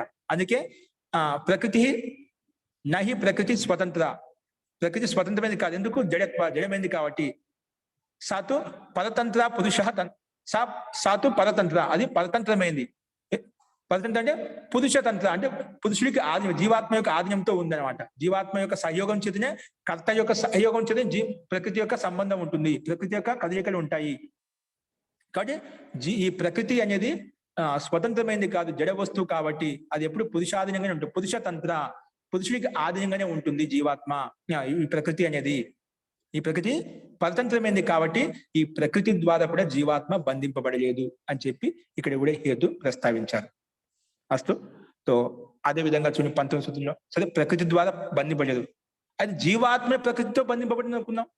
ప్రకృతి జీవాత్మ ఆ పైన ప్రకృతి నిబంధన అంటే ప్రకృతి జీవాత్మకు బంధింపజేసింది. 18వ సూత్రం ప్రకారం ఇది కథనం అండి. ప్రకృతి జీవాత్మకు బంధింపజేస్తుంది అని చెప్తే, లేండి ప్రకృతి జీవాత్మ బంధింపబడలేదు, ప్రకృతి అనేది జీవాన్ని బంధింపలేదు అన్నమాట. ఇప్పుడు ఒకటి చెప్తామండి, ఒక మనకి ఇష్టమైన పదార్థం ఉంది, ఒక ఇష్టమైన తినే పదార్థం ఉంది, అది జడ వస్తువు, అది పదార్థం. కానీ ఆ ప్రకృతి వచ్చేసి మనం బంధించినా మనం పోయి అక్కడ బంధింపబడ్డామా? మనకు వస్తువు తినాలనిపించింది, మనం అక్కడికి దాంట్లో బంధింపబడతాం. కానీ ఆ వస్తువు, ఆ పదార్థం, ఇష్టమైన పదార్థం అయితే ఉందో అది మనం బంధింపబడలేదు. అంటే బంధింపబడింది ప్రకృతిని బంధించిందా? ప్రకృతి మనమే పోయి అక్కడ బంధింపబడ్డాం అనమాట. ఆ వస్తువు మీద తినాలనే ఆ జిహ్వా యొక్క రుచి మనకు ఉంది కాబట్టి, మన కామన ఉంది కాబట్టి, తినాలని కోరిక ఉంది కాబట్టి మనం దానికోసం అక్కడికి వెళ్ళి మనం బంధింపబడ్డాం అనమాట. అంటే ప్రకృతి బంధించలేదు, ప్రకృతి జీవాత్మ బంధించలేదు. కాబట్టి ఆ రకం చెప్పాం, జీవాత్మ మనమే అక్కడ బంధింపబడతాం. అస్తు. ఇప్పుడు ఏమంటున్నాడు? సరే, ప్రకృతి జీవాత్మ బంధింపలేదు. ప్రకృతి జీవాత్మ బంధించింది అనుకున్నామా?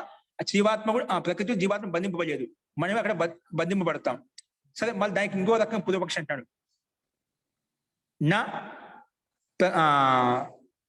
ఈ 19 సూత్రం ఏమంటా అంటే, ఒకసారి దానికి భూమిక ఏంటంటే, ప్రకృతి జీవాత్మ బంధింపలేదు. అయితే జీవాత్మ వెళ్ళి ప్రకృతి బంధింపబడిందేమో. అక్కడ ఒక వస్తువు ఇష్టమైన పదార్థం ఉంది, ఇష్టమైన పదార్థం ఎక్కడ ఉంది అక్కడే ఉంది, దానికోసం మనం వెళ్ళాం కానీ అది రాలేదు అన్నమాట. అంటే ఎక్కడ ఉంది అక్కడ, అది జీవాత్మ బంధింప శక్తి లేదు, ఎందుకంటే జడ వస్తువు కాబట్టి ఎలా ఉంది అలాగే ఉంది. సరే, అది ప్రకృతి బంధింపలేదు, ప్రకృతి స్వయం ఎందుకంటే జడ వస్తువు అని చెప్పావు. అయితే జీవాత్మ స్వయం వెళ్ళి అక్కడ బంధింపబడిందేమో, జీవాత్మ స్వయం బంధింపబడిందేమో అంటే దానికి సమానం చెప్తున్నారు చూడండి. నా నిత్య శుద్ధ బుద్ధ ముక్త స్వభావస్య తద్యోగ. ఈ ప్రకృతితో కూడా జీవాత్మ స్వయం పోయి అక్కడ బంధింపబడింది అన్నమాట. జీవాత్మ ఏంటి? నిత్యమైంది, అంటే స్థిరంగా ఉంటుంది, ఎప్పుడు దాకా ఎటువంటి మార్పు ఉండవట. స్థిరమైంది, అపరిణామిని, శుద్ధమైంది, పవిత్రమైంది అన్నమాట. శుద్ధమైన అంటే స్థిరంగా ఉంటున్నాం, ఎప్పుడు శుద్ధ పవిత్రమైన స్వరూపం కలిగింది అన్నమాట. జీవాత్మ లేశమాత్రం కల్మషం లేదు దాంట్లో. మూల స్వరూపంలో జీవాత్మ యొక్క మూల అసలు స్వరూపం అయితే ఉందో ఆ స్వరూపం గురించి మాట్లాడుకుంటున్నాం. జీవాత్మ యొక్క స్వభావం ఏంటి? నిత్యమైంది, శుద్ధమైంది, బుద్ధమైంది, అంటే బుద్ధ అంటే చేతనత్వం కలిగిందన్నమాట జీవాత్మ. ముక్త స్వభావం కలిగిందన్నమాట. కాబట్టి ఈ జీవాత్మ నిత్య శుద్ధ బుద్ధ ముక్త స్వభావం అయింది కాబట్టి, ముక్త అంటే ఇక్కడ ఎప్పుడు కూడా దేహంతో భిన్నంగానే ఉంటుంది, కలిసిమెలిసి ఉండే. మనం చెప్పిన అసంగోయం పురుష, ఎప్పుడు అంటే సాంగత్యంతో ఉండదన్నమాట. దేహంతో యుక్తమై కలిసిమెలిసి ఉండదన్నమాట, అది అసంగంగా ఉంటుంది. అందుకే ముక్త ఎప్పుడు వేరుగానే ఉంటుంది, భిన్నంగానే ఉంటుంది అన్నమాట. కాబట్టి ఈ జీవాత్మ నిత్య శుద్ధ బుద్ధ ముక్త స్వభావం కలిగింది కాబట్టి నా తద్యోగ. ఆ ప్రకృతితో యోగంతో సంబంధం ఎందుకు ఇష్టపడుతుందండి? ప్రకృతి అనేది ఒక జడ వస్తువు, ఆ చేతన తత్వం అనేది ఆ ప్రకృతి స్వయం వెళ్ళి ఎందుకు బంధింపబడుతుంది? కాబట్టి జీవాత్మ స్వయం బంధింపబడదు. ఎందుకు? దానికి స్వయం ఏం బంధింపబడదుగా, ఏదైనా కారణం అంటే బంధింపబడుతుంది. ఏ కారణం లేకుండా ఆ జడ వస్తువుతో జీవాత్మ ఎందుకు బంధింపబడుతుంది? కాబట్టి ఆ రకంగా జీవాత్మ బంధింపబడదు. నా తద్యోగత అంటే ప్రకృతితో వెళ్ళి స్వయం బంధింపబడదు. జీవాత్మ స్వయం ప్రకృతితో బంధింపబడదు. ఎందుకు? కారణం ఏం చెప్పారు? ఎందుకు కారణం ఏంటంటే నిత్య శుద్ధ బుద్ధ ముక్త స్వభావస్య. ఎందుకంటే జీవాత్మ యొక్క స్వరూపం ఏంటి? నిత్యమైంది, శుద్ధమైంది, ముక్త స్వభావమైనది. నిత్య శుద్ధ బుద్ధ ముక్త స్వభావం కలిగింది కాబట్టి జీవాత్మ స్వయం వెళ్ళి ఆ ప్రకృతితో బంధింపబడదు. ఎందుకు అంటే దీనికి ఈ స్వభావం ఉంది కాబట్టి. అందుకే నా తద్యోగత నిత్య శుద్ధ బుద్ధ ముక్త స్వభావస్య. ఆ జీవాత్మకి అటువంటి స్వరూపం ఉంది కాబట్టి. మరి ఏంటి? మళ్ళీ ఇంకొక శబ్దం ఉంది, తద్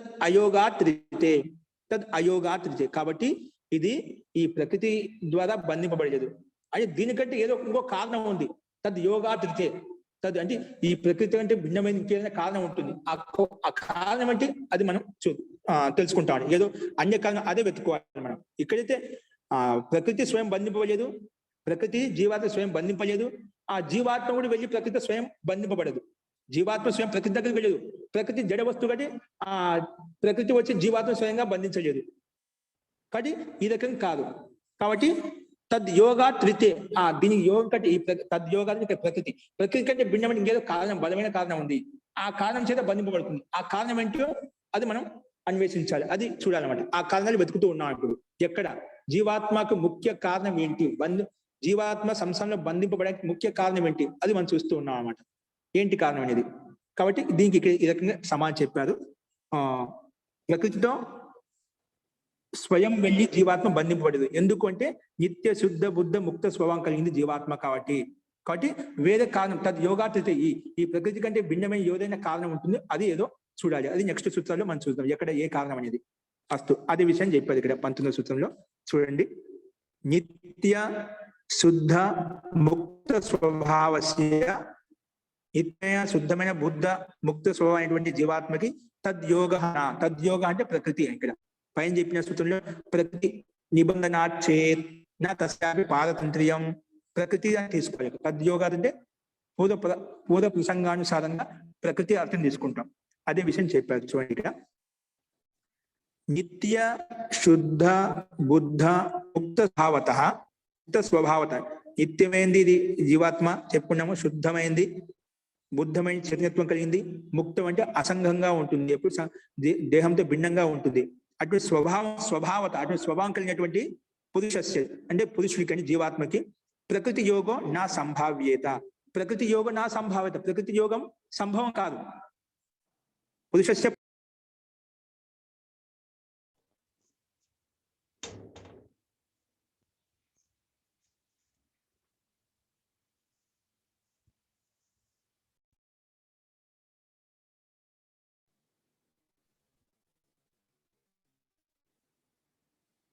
అది సంభవం కాదు. ప్రకృతితో స్వయం బంధింపబడదని చెప్పి ఇక్కడ ఆ విషయం చెప్పారు.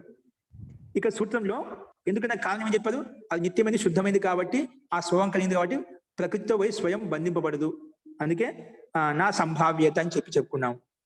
ఇక్కడ సూత్రంలో తద్యోగ శబ్దం ఉంది కదా మధ్యలో, తద్యోగా త్రితే, అంతకంటే ముందు తద్యోగ ఉంది. తద్యోగ అంటే ఏమిటి ఆ విషయాన్ని ప్రస్తావిస్తున్నారు ఇక్కడ. తద్యోగ ఇత్యత్ర తత్ శబ్దేన, సూత్రంలో తత్ శబ్దం కదా, తత్ శబ్దేన పూర్వ సూత్ర ప్రకృతి అభిప్రేయతే, పూర్వ సూత్ర ప్రకృతి అభిప్రేయతే అంటే పూర్వ సూత్రంలో ప్రకృతి శబ్దం ఏదైతే ఉందో అది అభిప్రేతం అవుతుంది, అది తీసుకోవాలి. ఏవం పూర్వ సూత్రే ప్రకృతే పురుషేణ సహ యోగో నిరాకృతః తస్యాః పరతంత్రత్వాత్. కానీ తద్యోగ శబ్దంతో ఏం తీసుకోవాలి, తత్ శబ్దం పూర్వ సూత్రంలో ఇచ్చినటువంటి ప్రకృతి శబ్దము ఇక్కడ అభిప్రేతం అని చెప్పుకున్నామట. ఎందుకు ఆ విధంగా పూర్వంలో ఉన్నట్టు ప్రకృతి శబ్దం ఏదో అది గ్రహించబడుతుంది. ఏవం పూర్వ సూత్రే ప్రకృతే పురుషేణ సహ, పూర్వ సూత్రంలో అయితే ప్రకృతి శబ్దం తీసుకున్నామో పురుషేణ సహ పురుషునితోటి అంటే జీవాత్మతోటి యోగ ఏదైతే యోగం అని చెప్పామో నిరాకృత, అక్కడ పైన చెప్పుకున్నదా ప్రకృతి జీవాత్మతో బంధింపబడదు అక్కడ ఖండించామంట. నిరాకృత పురుషేణ సహా ప్రకృతిక సంబంధం నిరాకృత, పురుషునితోటి ప్రకృతిక యోగం అయితే ఉందో సంబంధం అయితే ఉందో అది నిరాకరించామంటే ఖండించామంట. పై సూత్రంలో 18వ సూత్రంలో నిరాకృత. ఎందుకు ఖండించాము పైన, తస్యాహ పరతంత్రత్వాత్, అది పరతంత్రం కాబట్టి అంటే జడ వస్తువు కాబట్టి, ఎందుకు పురుషాధీనం కాబట్టి, పురుషుడికి ఆధీనంగానే పనిచేస్తుంది కానీ జడ వస్తువు స్వయంగా ఎటువంటి పని చేయలేదు. దానికి స్వభావం ఎట్లా ఉందో అట్లే ఉంటుందన్నమాట. ఏ వస్తువు ఎక్కడ అలాగే ఉంటుంది. ప్రకృతి యొక్క జీవాత్మ యొక్క సహాయం లేకుండా, పురుషుని యొక్క సహాయం లేకుండా ఎటువంటి మార్పులు ఉండవు దాంట్లో. కాబట్టి పరతంత్రత్వాలు, ఇది పరాధీనము, జడ వస్తువు మీద ఎప్పుడు పరాధీనంగానే ఉంటుంది, జడ వస్తువు ఎప్పుడు కూడా పరాధీనంగా ఉంటుంది అన్నమాట. కాబట్టి పరతంత్రత్వాత్. పునః పురుషస్య స్వాతంత్ర్యే అపి, కానీ పురుషుడు ఏంటి స్వతంత్రం అన్నమాట. జీవాత్మ స్వాతంత్ర్యం ఉంది కదా, ఆ విషయం చెప్తున్నమాట. పూర్వసూత్రంలో ప్రకృతితోటి జీవాత్మ యోగం ఉండదు అని చెప్పి నిరాకరించాము, ఖండించాము. ఎందుకంటే పరతంత్రత్వాది పరాధీనం కాబట్టి, పురుషుని ఆధీనం కాబట్టి అని చెప్పుకున్నాం. పునః పురుషస్య స్వాతంత్ర్యే సత్యపి, పురుషుడికి స్వతంత్రత ఉన్నప్పుడు, ఎందుకంటే జీవాత్మ స్వతంత్రమైన మాట అంటే కర్తుం అకర్తుం అన్యతాకర్తుం యహ స్వతంత్ర సా కర్త. ఎందుకంటే జీవాత్మ చేయాలనుకున్న కర్తుం అకర్తుం, ఏదైనా చేయాలని చేయవచ్చు, అకర్తం చేయకూడదు. జీవాత్మకు స్వాతంత్ర్యంలో ఉన్నమాట. కర్తం అకర్తం చేయాలనుకుంటే చేయవచ్చు, వద్దనుకుంటే వదిలేయచ్చు. అన్యతా కర్తం ఇష్టానుసారంగా ఏ విధంగా చేయొచ్చు. కర్తం అకర్తం అన్యతా కర్తం యహ స్వతంత్ర సా కర్త. స్వాతంత్రం జీవాత్మకి ఉందన్నమాట, ఇష్టానుసారంగా ఏం కావాలంటే చేయొచ్చు అనమాట. కాబట్టి పురుషస్య స్వాతంత్ర్యే సత్యపి, స్వతంత్రం ఉన్నప్పుడు కూడా సూత్రే అస్మిన్, ఈ సూత్రంలో ఈ మన ప్రతి సూత్రంలో సూత్రే అస్మిన్ తస్య ప్రకృత్యా సహ యోగో ప్రత్యాఖ్యాత. ఇక ఈ సూత్రంలో కూడా మనం ప్రకృతి తస్య అంటే ఈ పురుషుడు జీవాత్మ ప్రకృత్యా సహ, ఈ ప్రకృతితో స్వయం కూడా బంధింపబడదు. పైన చెప్పాము ప్రకృతి జీవాత్మ బంధింపలేదు, అయితే జీవాత్మ ప్రకృతితో బంధింపబడిందా, అట్లా కూడా కాదు. జీవాత్మ స్వయము అక్కడ ప్రకృతితో బంధింపబడదు, అదే విషయం చెప్పాడు. సూత్రే అస్మి, ఈ సూత్రంలో తస్య అంటే జీవాత్మ, ఇక జీవాత్మ ప్రకృత్యా సహ యోగ, ప్రకృతితోటి యోగము ప్రత్యాఖ్యాత ఇక్కడ కూడా చెప్పుకున్నాం. ఎందుకు తస్య ఎందుకు ఖండించబడింది ఇక్కడ ఈ సూత్రంలో కూడా? నిత్య శుద్ధ బుద్ధ ముక్త స్వభావత్వాత్. ఎందుకంటే ఈ జీవాత్మ నిత్య శుద్ధ బుద్ధ ముక్త స్వభావం కలిగింది కాబట్టి ఇక్కడ కూడా పై సూత్రంలో ప్రకృతిలో స్వయం జీవాత్మ బంధింపదు, ఇక్కడ జీవాత్మ స్వయం ప్రకృతితో బంధింపడు. అంటే రెండు రకాలుగా చూపిస్తున్నాయి ఇక్కడ. ప్రకృతి వచ్చి స్వయం జీవాత్మ బంధింపజేయదు, అది జీవాత్మ కూడా వెళ్ళి ప్రకృతితో స్వయం దాంట్లో బద్ధం కాదనమాట.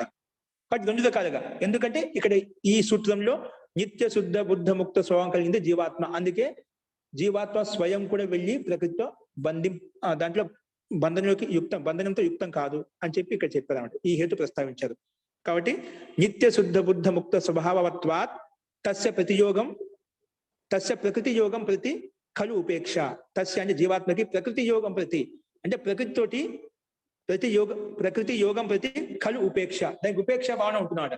ఎప్పుడు జీవాత్మ వెళ్ళి ప్రకృతితో సంబద్ధం కాదు, ఉపేక్ష భావన ఉంటున్నాడు. జీవాత్మ తెలుసు సంసార బంధంలోకి ఎందుకు యుక్తం అవుతుంది, దాని యొక్క స్వరూపం అసలు స్వరూపం నిత్య శుద్ధ బుద్ధ ముక్త స్వభావం అయిందన్నమాట. అది స్వయం వెళ్ళి ఎందుకు ప్రకృతితో సంబద్ధం అవుతుంది కాదు, ఉపేక్షా భావన ఉంటుంది. కానీ దానికి సంబద్ధం కావాలి, యుక్తం కావాలని కోరిక ఎప్పటికీ ఉండదు, జీవాత్మకు ఉండదు. ఎందుకు దాని యొక్క స్వభావం భిన్నమైంది అని చెప్పి ఈ సూత్రం ద్వారా మనం చెప్పుకున్నామట. కాబట్టి ఏం చెప్పింది సూత్రము, మనము అవస్థా కారణం కూడా మనకు జీవాత్మ బంధింపబడలేదు. అయితే ప్రకృతి అయినా బంధించిందా, ప్రకృతి కూడా బంధించలేదు.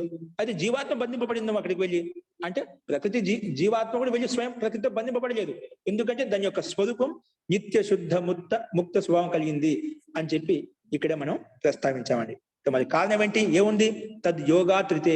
ఈ ప్రకృతి కంటే భిన్నమైన ఏదో కారణం ఉంది, అదేంటో తర్వాత సూత్రంలో మనం చూద్దాం. అది చెప్పాడు. పక్కన ఏ శబ్దం సూత్రంలో, తదా తద్ యోగాత్రితే. తద్ యోగాత్ ఇక ఏమి ఇచ్చిందండి, ఇవన్నీ శబ్దాలు చెప్పుకున్న తర్వాత తద్ యోగాత్రితే చెప్పాడు. తయోహు ఉభయోహు అంటే ప్రకృతి పురుషయో యోగాత్రితే పునః బంధ కారణం యత్ కల్పయుతం శక్యతే తద్ విచార్యతే అగ్రిమ సూత్ర జాతేన. వేరే ఇప్పుడు చెప్పుకోబోయే సూత్రాల్లో అంటే ఈ ప్రకృతి పురుషుడు, ఇప్పుడు ప్రకృతి స్వయం బంధింపలేదు, పురుషుడు కూడా ప్రకృతితో బంధింపబడలేదు, ఈ రెండు కాదు. అందుకే అదే విషయం చెప్పాడు. తద్ యోగా తృతీయక. దాని యొక్క తాత్పర్యం ఏంటంటే తయోహు ఉభయోహు. సూత్రంలో ఉండే పదానికి వ్యాఖ్యానం చేస్తున్నాను ఇక్కడ.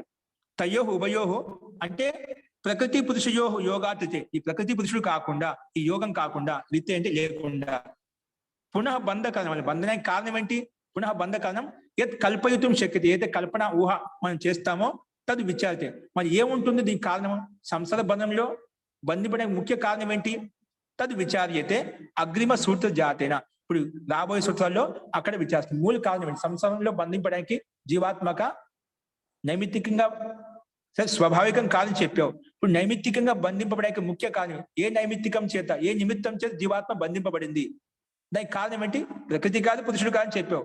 వేరే కారణం ఏదైనా ఉంది, అది కల్పయుతం అగ్నిమ సూత్ర జాతిన విచార్యతే. ఇక్కడ చెప్పుకోబోయే సూత్రంలో మనం ఇక్కడ విచారిస్తామండి. ఇది ఈ సూత్రం యొక్క అభిప్రాయం. కాబట్టి ప్రకృతి ద్వారా పురుషు ద్వారా కూడా జీవాత్మ బంధింపబడలేదు, నిమిత్తంగా బంధింపబడలేదు అని చెప్పి ఇక్కడ మనం చెప్పుకున్నాం. అస్తు. ఇక్కడ నుంచి ఏదో భాష్యం ఉందో, ఇక్కడ మనకు అనిరుద్ధ భాష్యము, విజ్ఞాన భిక్షు భాష్యము, ఇక్కడ హరిప్రసాద్ భాష్యం. ఇప్పుడు 3 వృత్తులు ఉన్నాయి. ఇప్పుడు ఏ విధంగా బ్రహ్మముని భాష్యం అని స్వామి చెప్పుకుంటున్నామో, స్వామి బ్రహ్మమునిజీ భాష్యం అయితే ఉందో, అలాగే వేరే విద్వాంసులు కూడా కొన్ని భాష్యం ఈ విషయం మీద ఈ సూత్రాలను ఆధారం చేసుకొని భిన్న భిన్న వ్యాఖ్యలు ఇచ్చారు. అక్కడ దోషాలను చూపిస్తున్నామట. అక్కడ యుక్తి సంగతంగా విజ్ఞాన భిక్షు భాషలో ఇక్కడ తద్యోగత అనే శబ్దంని తీసుకొని ఇక్కడ వ్యాఖ్యానం చేసిరండి. సూత్రంలో తద్యోగ అనే అర్థానికి విజ్ఞాన భిక్షు భాషలో అనిరుద్ధ భాషలో బంధ యోగ ఇచ్చాడు. ఇక్కడేమో స్వామి బ్రహ్మమునిజీ అని చెప్పాడు ప్రకృతి యోగ. ప్రకృతి అంటే ఇప్పుడు కనిపించే ప్రకృతి అన్నమాట, కానీ అక్కడ బంధ యోగ అని చెప్పామట. ఆ రకంగా వ్యాఖ్యానించామట. అది యుక్తి సంగతం కాదని చెప్పి అక్కడ మనకు ఇక్కడ ఎందుకు యుక్తి సంగతం కాదని చెప్పి ఇక్కడ వ్యాఖ్యానించామట. అది అన్యథ అంటే ఇది అర్థానుకూలం కాదని చెప్పి దాన్ని ఖండించడం అన్నమాట. అంటే దీన్ని వివేచించడం అన్నమాట.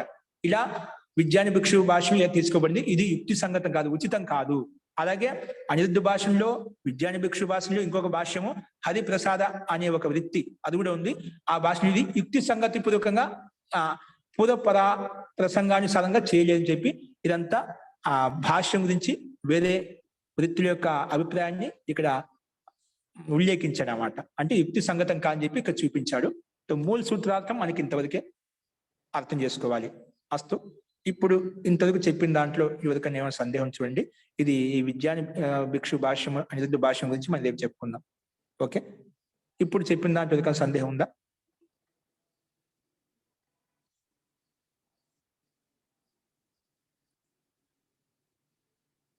జీవాత్మ పొదుపక్ష సిద్ధాంతి జీవాత్మ స్వభావంగా బంధింపబడుతుంది. దానికోసము ఆ యమనియమాలే అవసరం లేదు. యజ్ఞ యాగాల ద్వారా కూడా ఏదైనా సాధన రెండు సాధనకు సమానంగా ముక్తి కలుగుతుంది. లేదంటే ముక్తికి అలా కంటే మోక్షోపదేశం వ్యర్థ అవుతుందని చెప్పి దానికి సమానం చెప్పారు. చెప్పిన తర్వాత అది సరే అలా స్వీకరించిన తర్వాత మళ్ళీ ఏ కారణం చేత జీవాత్మ స్వభావం కాదని చెప్పావు, ఏ నిమిత్తం చేత నైమిత్తికం అంటాం, ఏ నిమిత్తం చేత జీవాత్మ బంధింపబడుతుంది అని దానికి సమానం చెప్పుకుంటూ వస్తున్నాం. కాలం ద్వారా బంధింపబడలేదు, స్థానం ద్వారా బంధింపబడలేదు, అవస్థాకాలంగా బంధింపబడలేదు, కర్మ ద్వారా కూడా బంధింపబడలేదు, ప్రకృతి ద్వారా అది కూడా కాదు, ఇంకేమైనా జీవాత్మ స్వయం బంధింపబడిందా అది కూడా కాదు. అట్లా అని చెప్పుకుంటూ వెళ్తున్నాడు. అట్లా అని చెప్పుకుంటూ వచ్చి లాస్ట్ ఏ సమానం చెప్తా అంటే 55వ సూత్రంలో అవివేకమే ముఖ్య కారణం, నిమిత్తము, అవివేక నిమిత్త కారణంగానే జీవాత్మ బంధింపబడింది చెప్పి 55వ సూత్రంలో సమానం చెప్పి ఇదే విషయాన్ని అట్లా భిన్నగా చెప్పుకుంటూ వచ్చేసి ఏ నిమిత్తంగా బంధింపబడింది ఇదే ఈ భాషను చెప్తారు మనకు లాస్ట్ లో ఉంది ఇక్కడ. మళ్ళీ ఎలా బంధింపబడిందంటే అవివేక కారణ అవివేకం ద్వారా జీవాత్మ బంధింపబడింది చెప్పి 55వ సూత్రం చెప్పాడు. 55వ సూత్రంలో తద్యోగ అపి అవివేకాత్ నా సమానత్వం అని 55వ సూత్రం చెప్పాడు. 55 అంటే 55వ సూత్రంలో ఏం చెప్పండి, అవివేక కారణం చెప్పాడు. అక్కడ సమానం చెప్పాడు. ఇవన్నీ అట్లా ముందు చెప్పుకుంటూ వచ్చి లాస్ట్ ఏం చెప్పాడు, తో ఇది కాదు అని చెప్పుకుంటూ వచ్చామంటే మనం ఏ విధంగా కాలము కాదు, స్థానము కాదు, అవస్థ కాదని చెప్పుకుంటూ వచ్చాం. అన్ని అట్లా 50 సూత్రాల వరకు ముందు వరకు అన్ని ఖండించుకుంటూ వచ్చాడనమాట. మరి ఎలా జీవాత్మ ఏ నిమిత్త కారణంగా ఈ బంధనంలో పడింది, అవివేకము, అజ్ఞానము, దాని కారణంగా జీవాత్మ సంసారంలో బంధింపబడింది అని అక్కడ హేతు ప్రస్తావిస్తామంట. అన్నిటికీ మూల కారణం అవివేకం.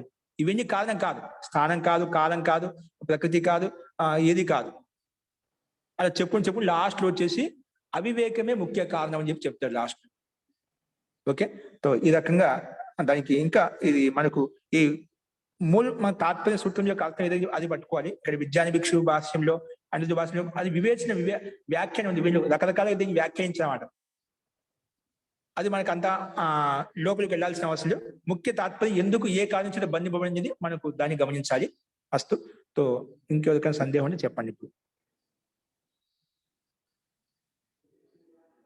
ఎవరికైనా కష్టంగా అనిపిస్తుందా గురుగారు? యాక్చువల్ గా ఇక్కడ అవివేకం కారణం చేతే బంధించబడింది అన్నారు. ఎవరి యొక్క అవివేకము? అక్కడ ఆత్మ యొక్క అవివేకమా? ఎవరి యొక్క అవివేకం చేత అక్కడ సూత్రంలో అక్కడ డైరెక్ట్ సిద్ధాంతం చెప్పామన్నమాట. సిద్ధాంతం ఇవన్నీ కాదు కానీ ఏంటి మళ్ళా లాస్ట్ లో తీసుకొస్తా అవివేకం ఏంటి, ఎట్లా అవివేకం ఏ కారణం, అది అక్కడ సూత్రాలు ఉన్నాయి మనకు ప్రస్తావిస్తామంట.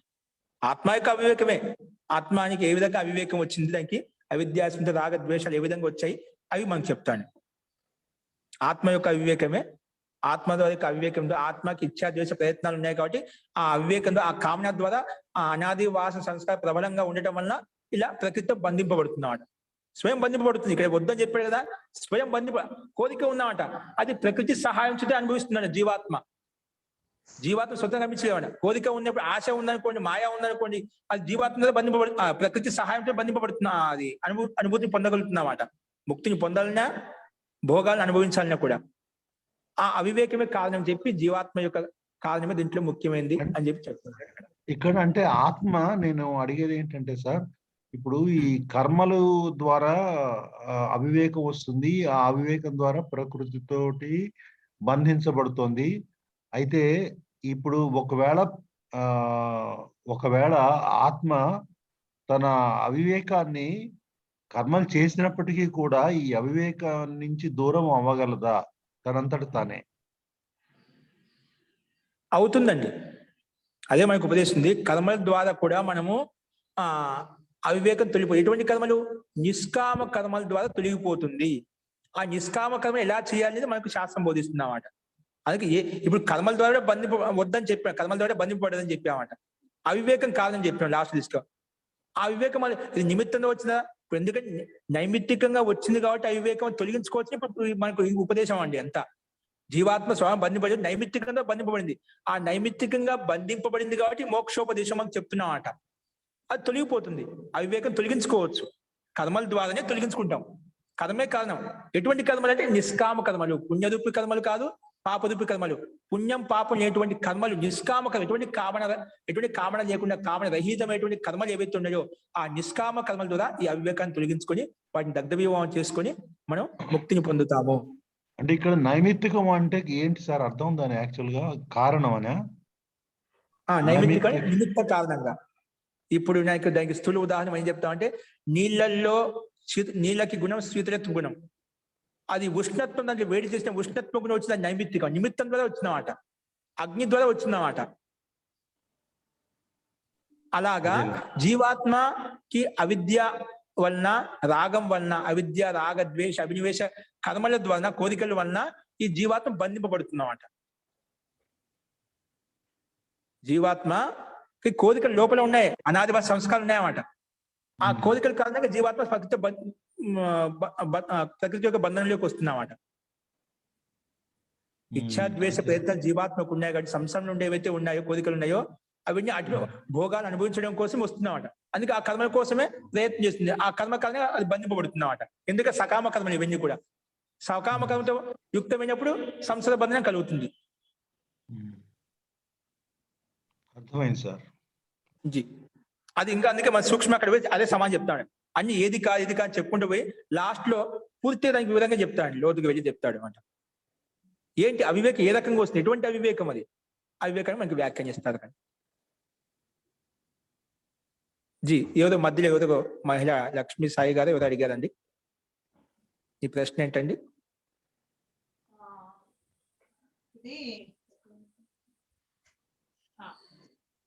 జీ ఇంకెవరైనా ఉన్నారండి? అధిక ప్రసంగము అధిక ప్రసంగ దోషం వస్తుంది, అతి ప్రసంగ దోషం వస్తుంది. ముక్తాత్మలకు కూడా వర్తిస్తుంది కాబట్టి అది ముక్తాత్మలకి ఎట్లా వర్తిస్తుంది? నాకు లింక్ నాకు అర్థం కాలేదు. ఇప్పుడు ఇక్కడ ఏమంటాడు పొదుపక్షి, ఇక్కడ కారణం ఏం చెప్పామంటే ఇక్కడ అన్యధర్మత్వా, కర్మ ద్వారా జీవాత్మ బంధింపబడదు. ఎందుకు అన్యధర్మం? అన్యధర్మం ఏంటంటే పురుషాత్ అన్యస్య అహంకారస్య, అహంకారం చేత మనకు ఇంద్రియాలు ఉత్పన్నమయ్యండి. ప్రకృతి వలన, మూల ప్రకృతి వలన మనకు మహాతత్వం ఏర్పడింది. ఆ మహాతత్వం ద్వారా అహంకారతత్వం ఏర్పడింది. ఈ అహంకారం చేతనే మనకు పంచ జ్ఞానేంద్రియాలు, పంచ కర్మేంద్రియాలు, ఈ మనసు ఇవన్నీ ఏర్పడ్డాయన్నమాట. ఇవన్నీ ఎవరి ఆధీనంలో ఉన్నాయి? అహంకారం యొక్క ఆధీనంలో ఉన్నాయి. ఎవరి ఆధీనంలో ఉన్నాయి? అహంకారం తత్వం యొక్క ఆధీనంలో ఉన్నాయన్నమాట. అంటే అహంకారం అంటే ప్రకృతి తత్వం అంట, ప్రకృతి ఆధీనంలో ఉన్నాయన్నమాట. అంటే ఈ అహంకారంతో చేసినటువంటి కర్మలకు ఇక ఆత్మను మనం బంధంగా భావిస్తున్నాం. ఈ చేసే కర్మలకు జీవాత్మ బంధింపబడింది అంటున్నామాట. కర్మలు ఏం చేసాము అంటే ఇక్కడ వేరు వేరుగా చూస్తున్నామట. కర్మల ద్వారా జీవాత్మ బంధింపబడింది అంటే పూర్వపక్షం అంటున్నాడు. లేదంటే కర్మల ద్వారా జీవాత్మ బంధింపబడలేదు. ఎందుకంటే కర్మలకు కారణము ఇంద్రియాలు ఏవైతే ఉన్నవి అహంకార ఆధీనంలో ఉన్నాయి. కాబట్టి ఈ ఇంద్రియం ద్వారా చేసిన కర్మలకు కర్త జీవాత్మ కాదు. పూర్వపక్ష కర్మ అట్లా అంటున్నావట. కాబట్టి చేసిన కర్మలు ఒకరు అంటున్నారు, దానికి ఫలం అనిపించి ఇంకొకరు అంటున్నావు. ఆ రకంగా సిద్ధాంతం వస్తుందట. అది ఎట్లాగండి? కర్మలు చేస్తే ఇంద్రియాలు చేస్తున్నాయి, అహంకారం చేస్తున్నావట, దానికి ఫలం జీవాత్మ అనుభవిస్తుంది. ఓహోహోహో. అచ్చా, ఈ పంచేంద్రియాలు అహంకారం అధీనంలో ఉన్నాయి కాబట్టి ఈ పంచేంద్రియాలు చేసే కర్మలకి అది దానికి కారణం అహంకారం కానీ జీవాత్మ కాదు అంటు. జీవాత్మ కాదంటున్నాడు. కర్మలు ఏవో చేస్తే దానికి ఫలితం ఇంకొకరు అనుభవిస్తారు అన్నమాట. ఆ రకం తీసుకొస్తున్నాడు. మరి ఇక్కడ ముక్తాత్మ ప్రసంగం ఎట్లా వస్తోంది? ముక్తాత్మ ప్రసంగం ఎందుకంటే ఇప్పుడు కర్మల ద్వారా అది జీవాత్మ బంధింపబడి ఒకే పూర్వపక్షాలు స్వీకరిస్తే ఈ కర్మ ద్వారానే జీవాత్మకి కారణమై బంధనంలోకి వచ్చిందని అలా నువ్వు స్వీకరిస్తే అప్పుడు దోషం వస్తుందన్నమాట. అప్పుడు జీవాత్మ కర్మలు చేసే కర్మల ద్వారా ముక్తిని పొందినమాట. ఇప్పుడు ఇది అడిగినట్టుగా బాబు గారు అడిగినట్టుగా కర్మల ద్వారా మనం ముక్తిని పొందొచ్చా? ఆ కర్మలు చేసి నిష్కామ కర్మలు చేసి జీవాత్మ ముక్తి వెళ్ళిపోయింది. నువ్వు ఈ కర్మల ద్వారా మళ్ళీ సంసార బంధనం కలుగుతుందని చెప్తున్నావు. మళ్ళీ అదే ప్రసంగం, అదే దోషము, సమాన దోషం, సమాన నిమిత్తం, అక్కడ ముక్తాత్మం కలుగుతుంది. ముక్తాత్మకి ఇది కూడా కారణమే కదా. ఆ కర్మలు చేసి నిష్కామ కర్మలు చేసి ముక్తిని పొంది జీవాత్మ ఆ దోష అప్పుడు వచ్చేస్తుంది మళ్ళా. ఇంకా ఎప్పుడు ముక్త జీవన్ముక్త అవస్థ ఎప్పుడు కలగదు జీవాత్మకి. ముక్తి అనేది ఎప్పుడు కలిగిన, మోక్షం ఎప్పుడు కలగదు. ఆ రకంగా చూస్తే అంటే దాంట్లో దోషం, అతి ప్రసంగ దోషం వస్తుంది. నువ్వు చెప్పిన ప్రకారం వెళ్తున్నా కర్మలు ఒకరు చేస్తున్నారు, దానికి ఫలితం కూడా అనిపించాలంటే ఆ కర్మలు చేసి నిష్కామకర్మలు చేసి జీవాత్మ వెళ్ళిపోయింది కదా, అవన్నీ పూర్వంగా ఆలోచించి నిష్కామకర్మ ఇవన్నీ ఆలోచించండి. పూర్వపక్షి నిష్కామకర్మ ఇవన్నీ ఆలోచించకుండా డైరెక్ట్ గా మాట్లాడుతున్నామంట అంటే ఏదో ఒక రకంగా ఖండించాలి అంతే. ఎలాగైనా ప్రశ్న వేయచ్చు. ఆ రకంగా ఉన్నప్పుడు అతి ప్రసంగ దోషం వస్తుంది. జీవాత్మ కూడా ముక్తాత్మ కూడా సంసార బంధంలోకి వచ్చేస్తుంది. అంటే అది కూడా ముక్తి కలిగదు. కర్మలు కూడా బంధనాలు కావు. మరి బంధనాలు ఏమిటి అని అంటే ఆ కోరికలతో చేసే కర్మలు బంధనాలు అవుతున్నాయి. బంధనాలు జీవాత్మ కోరినప్పుడు ఆ కర్మ ద్వారా ఇచ్చా ప్రయత్నం ఏవైతే కర్మలు చేస్తున్నామో అది సంసార బంధనకు కారణమవుతున్నామంట. అది ఏంటి బంధన కన్నా అవివేకం చెప్పాడు లాస్ట్. అది అవివేకం ఏ రకంగా చేస్తుంది కర్మ అనేది కూడా అక్కడ మనకి వ్యాఖ్యానించబడింది. అది ముందర చెప్పుకుంటాం. అందుకే కాదండి ఇవన్నీ క్రమంగా వచ్చినప్పుడు ఇది కాదు ఎందుకు కాదు, అది ఇది ఎందుకు కాదు అని మీకు స్పష్టంగా అర్థమవుతుంది. అందుకే ఇక్కడ ఇంకోటి కూడా ఏమి ఇచ్చాడు ఇదే హేతులో, అన్య చేసిన కర్మలకు అన్య భోక్త కాదు.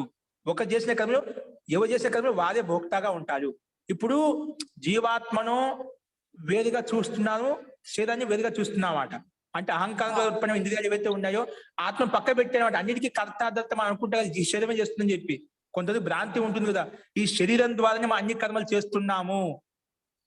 ఇక్కడ ఆత్మతత్వం అంటే ఏం లేదు. ప్రకృతి యొక్క ఇది మొన్న కూడా ఎవరు అడిగారు, ప్రకృతి స్వయం చేస్తుందని, ప్రకృతి స్వయం పరిణామం చెందుతుంది, ఇవన్నీ మార్పులు జరుగుతున్నాయని చెప్పామట. అలా పూర్వపక్షి ఆ రకం మనసులో పెట్టుకొని మాట్లాడుతున్నామాట. అన్నిటికీ ప్రకృతి కారణం అన్నమాట. కాబట్టి ఇప్పుడు అలా అయితేనా ఒక పురుషుడు ప్రకృతి ఒక కర్మలు చేస్తే నీకు కర్త భోక్త జీవాత్మ ఎందుకు కనిపిస్తుంది? అనంత జీవాత్మ ఉన్నాయి కదా. నువ్వు చేసిన కర్మలకు ఒక చేసిన కర్మ ఇంకో కర్త ఫలం అనిపించాల్సి ఉంటుంది అన్నమాట.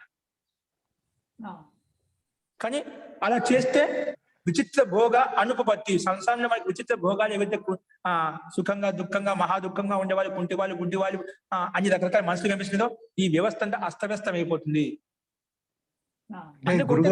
కదా ఎవరు చేసే కర్మ వాళ్ళే బాధ్యత అయినప్పుడు అందరికి ఒకే సమాన దుఃఖం ఉండాలి కదా. ఒక భిన్న భిన్న అవస్థ ఎందుకు కనిపిస్తున్నాయి?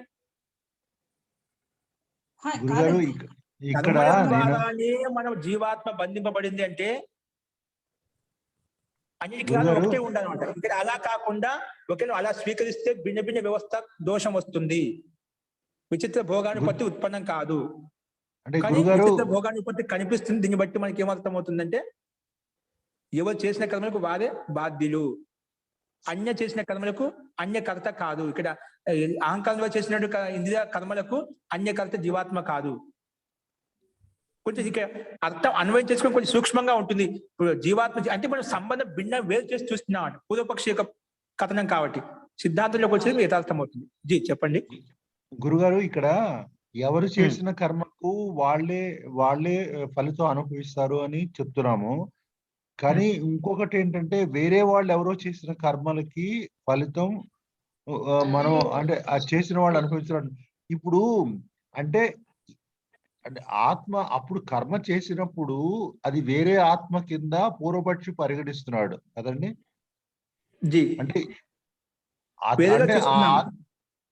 అంటే ఆ టైంలో కర్మ చేసినప్పుడు ఉన్న ఆత్మ వేరు, ఇప్పుడు అనుభవించే ఆత్మ వేరు. అంటే ఒకే ఆత్మ అయినా కూడా రెండు విభిన్న ఆత్మల కింద పూర్వపక్షి చూస్తున్నాడు కదండి. అవునండి, అవునండి, యథార్థంగా అర్థం చేస్తున్నారు. ఈ రెండుగా భావిస్తున్నాయి కాబట్టి ఈ చేసిన కర్మలకు కర్త ఇంకొక అనుభవించాల్సి ఉంటుంది. ఇది ఇష్టానుసారంగా ఏదో కర్మలు చేస్తుంది, దానికి కర్త అనిపిస్తుంది, వేరే ఆత్మ అనుభవిస్తుంది. అలా అనుభవిస్తే అలా అవుతుంది కదా. అలా కాదు కదా. జీవాత్మ శరీరంలో ఉన్నప్పుడు చేసిన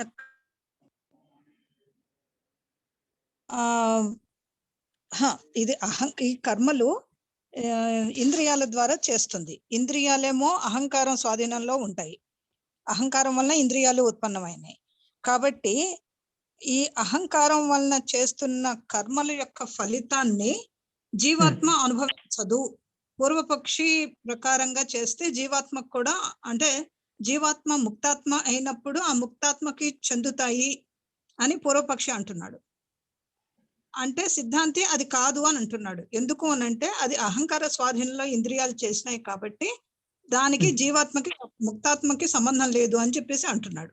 అంటే శరీరంగా ఉన్నప్పుడు కర్మలు చేసి, అంటే ఈ ఇంద్రియాల ద్వారా ఏవైతే అహంకార స్వాధీనంలో ఉండి చేయిస్తున్నాయో వీటి యొక్క ఫలితం ముక్తాత్మకి చెందదు అని సిద్ధాంతి చెప్తున్నాడు. అంటే ఒకరు చేసిన ఫలితాన్ని ఇంకొకరు, అంటే ముక్తాత్మ అనుభవించదు అని అంటున్నారు. ఇది నేను అర్థం చేసుకుంది కరెక్టా అండి? జీ అది కరెక్టే. అందుకే ఈ విషయం మీద కొంచెం ఆలోచించి రేపు చర్చిద్దాం స్పష్టంగా, మీకు ఇంకా క్లారిటీ కోసం. ఎందుకంటే ప్రశ్నలు వస్తున్నాయి కాబట్టి.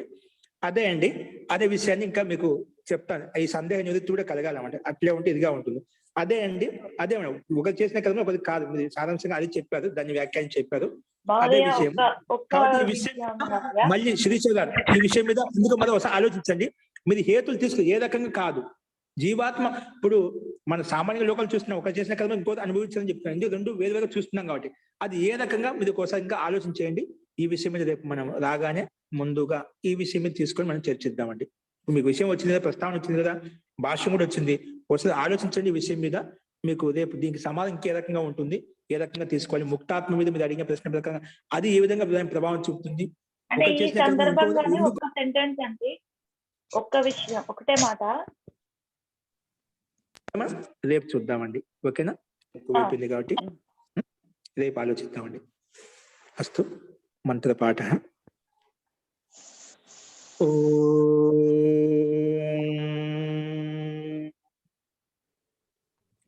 సర్వే భవంతు సుఖినః, సర్వే సంతు నిరామయాః, సర్వే భద్రాణి పశ్యంతు, మా కశ్చిద్ దుఃఖభాగ్ భవేత్. ఓం శాంతి శాంతి శాంతి. నమస్తే.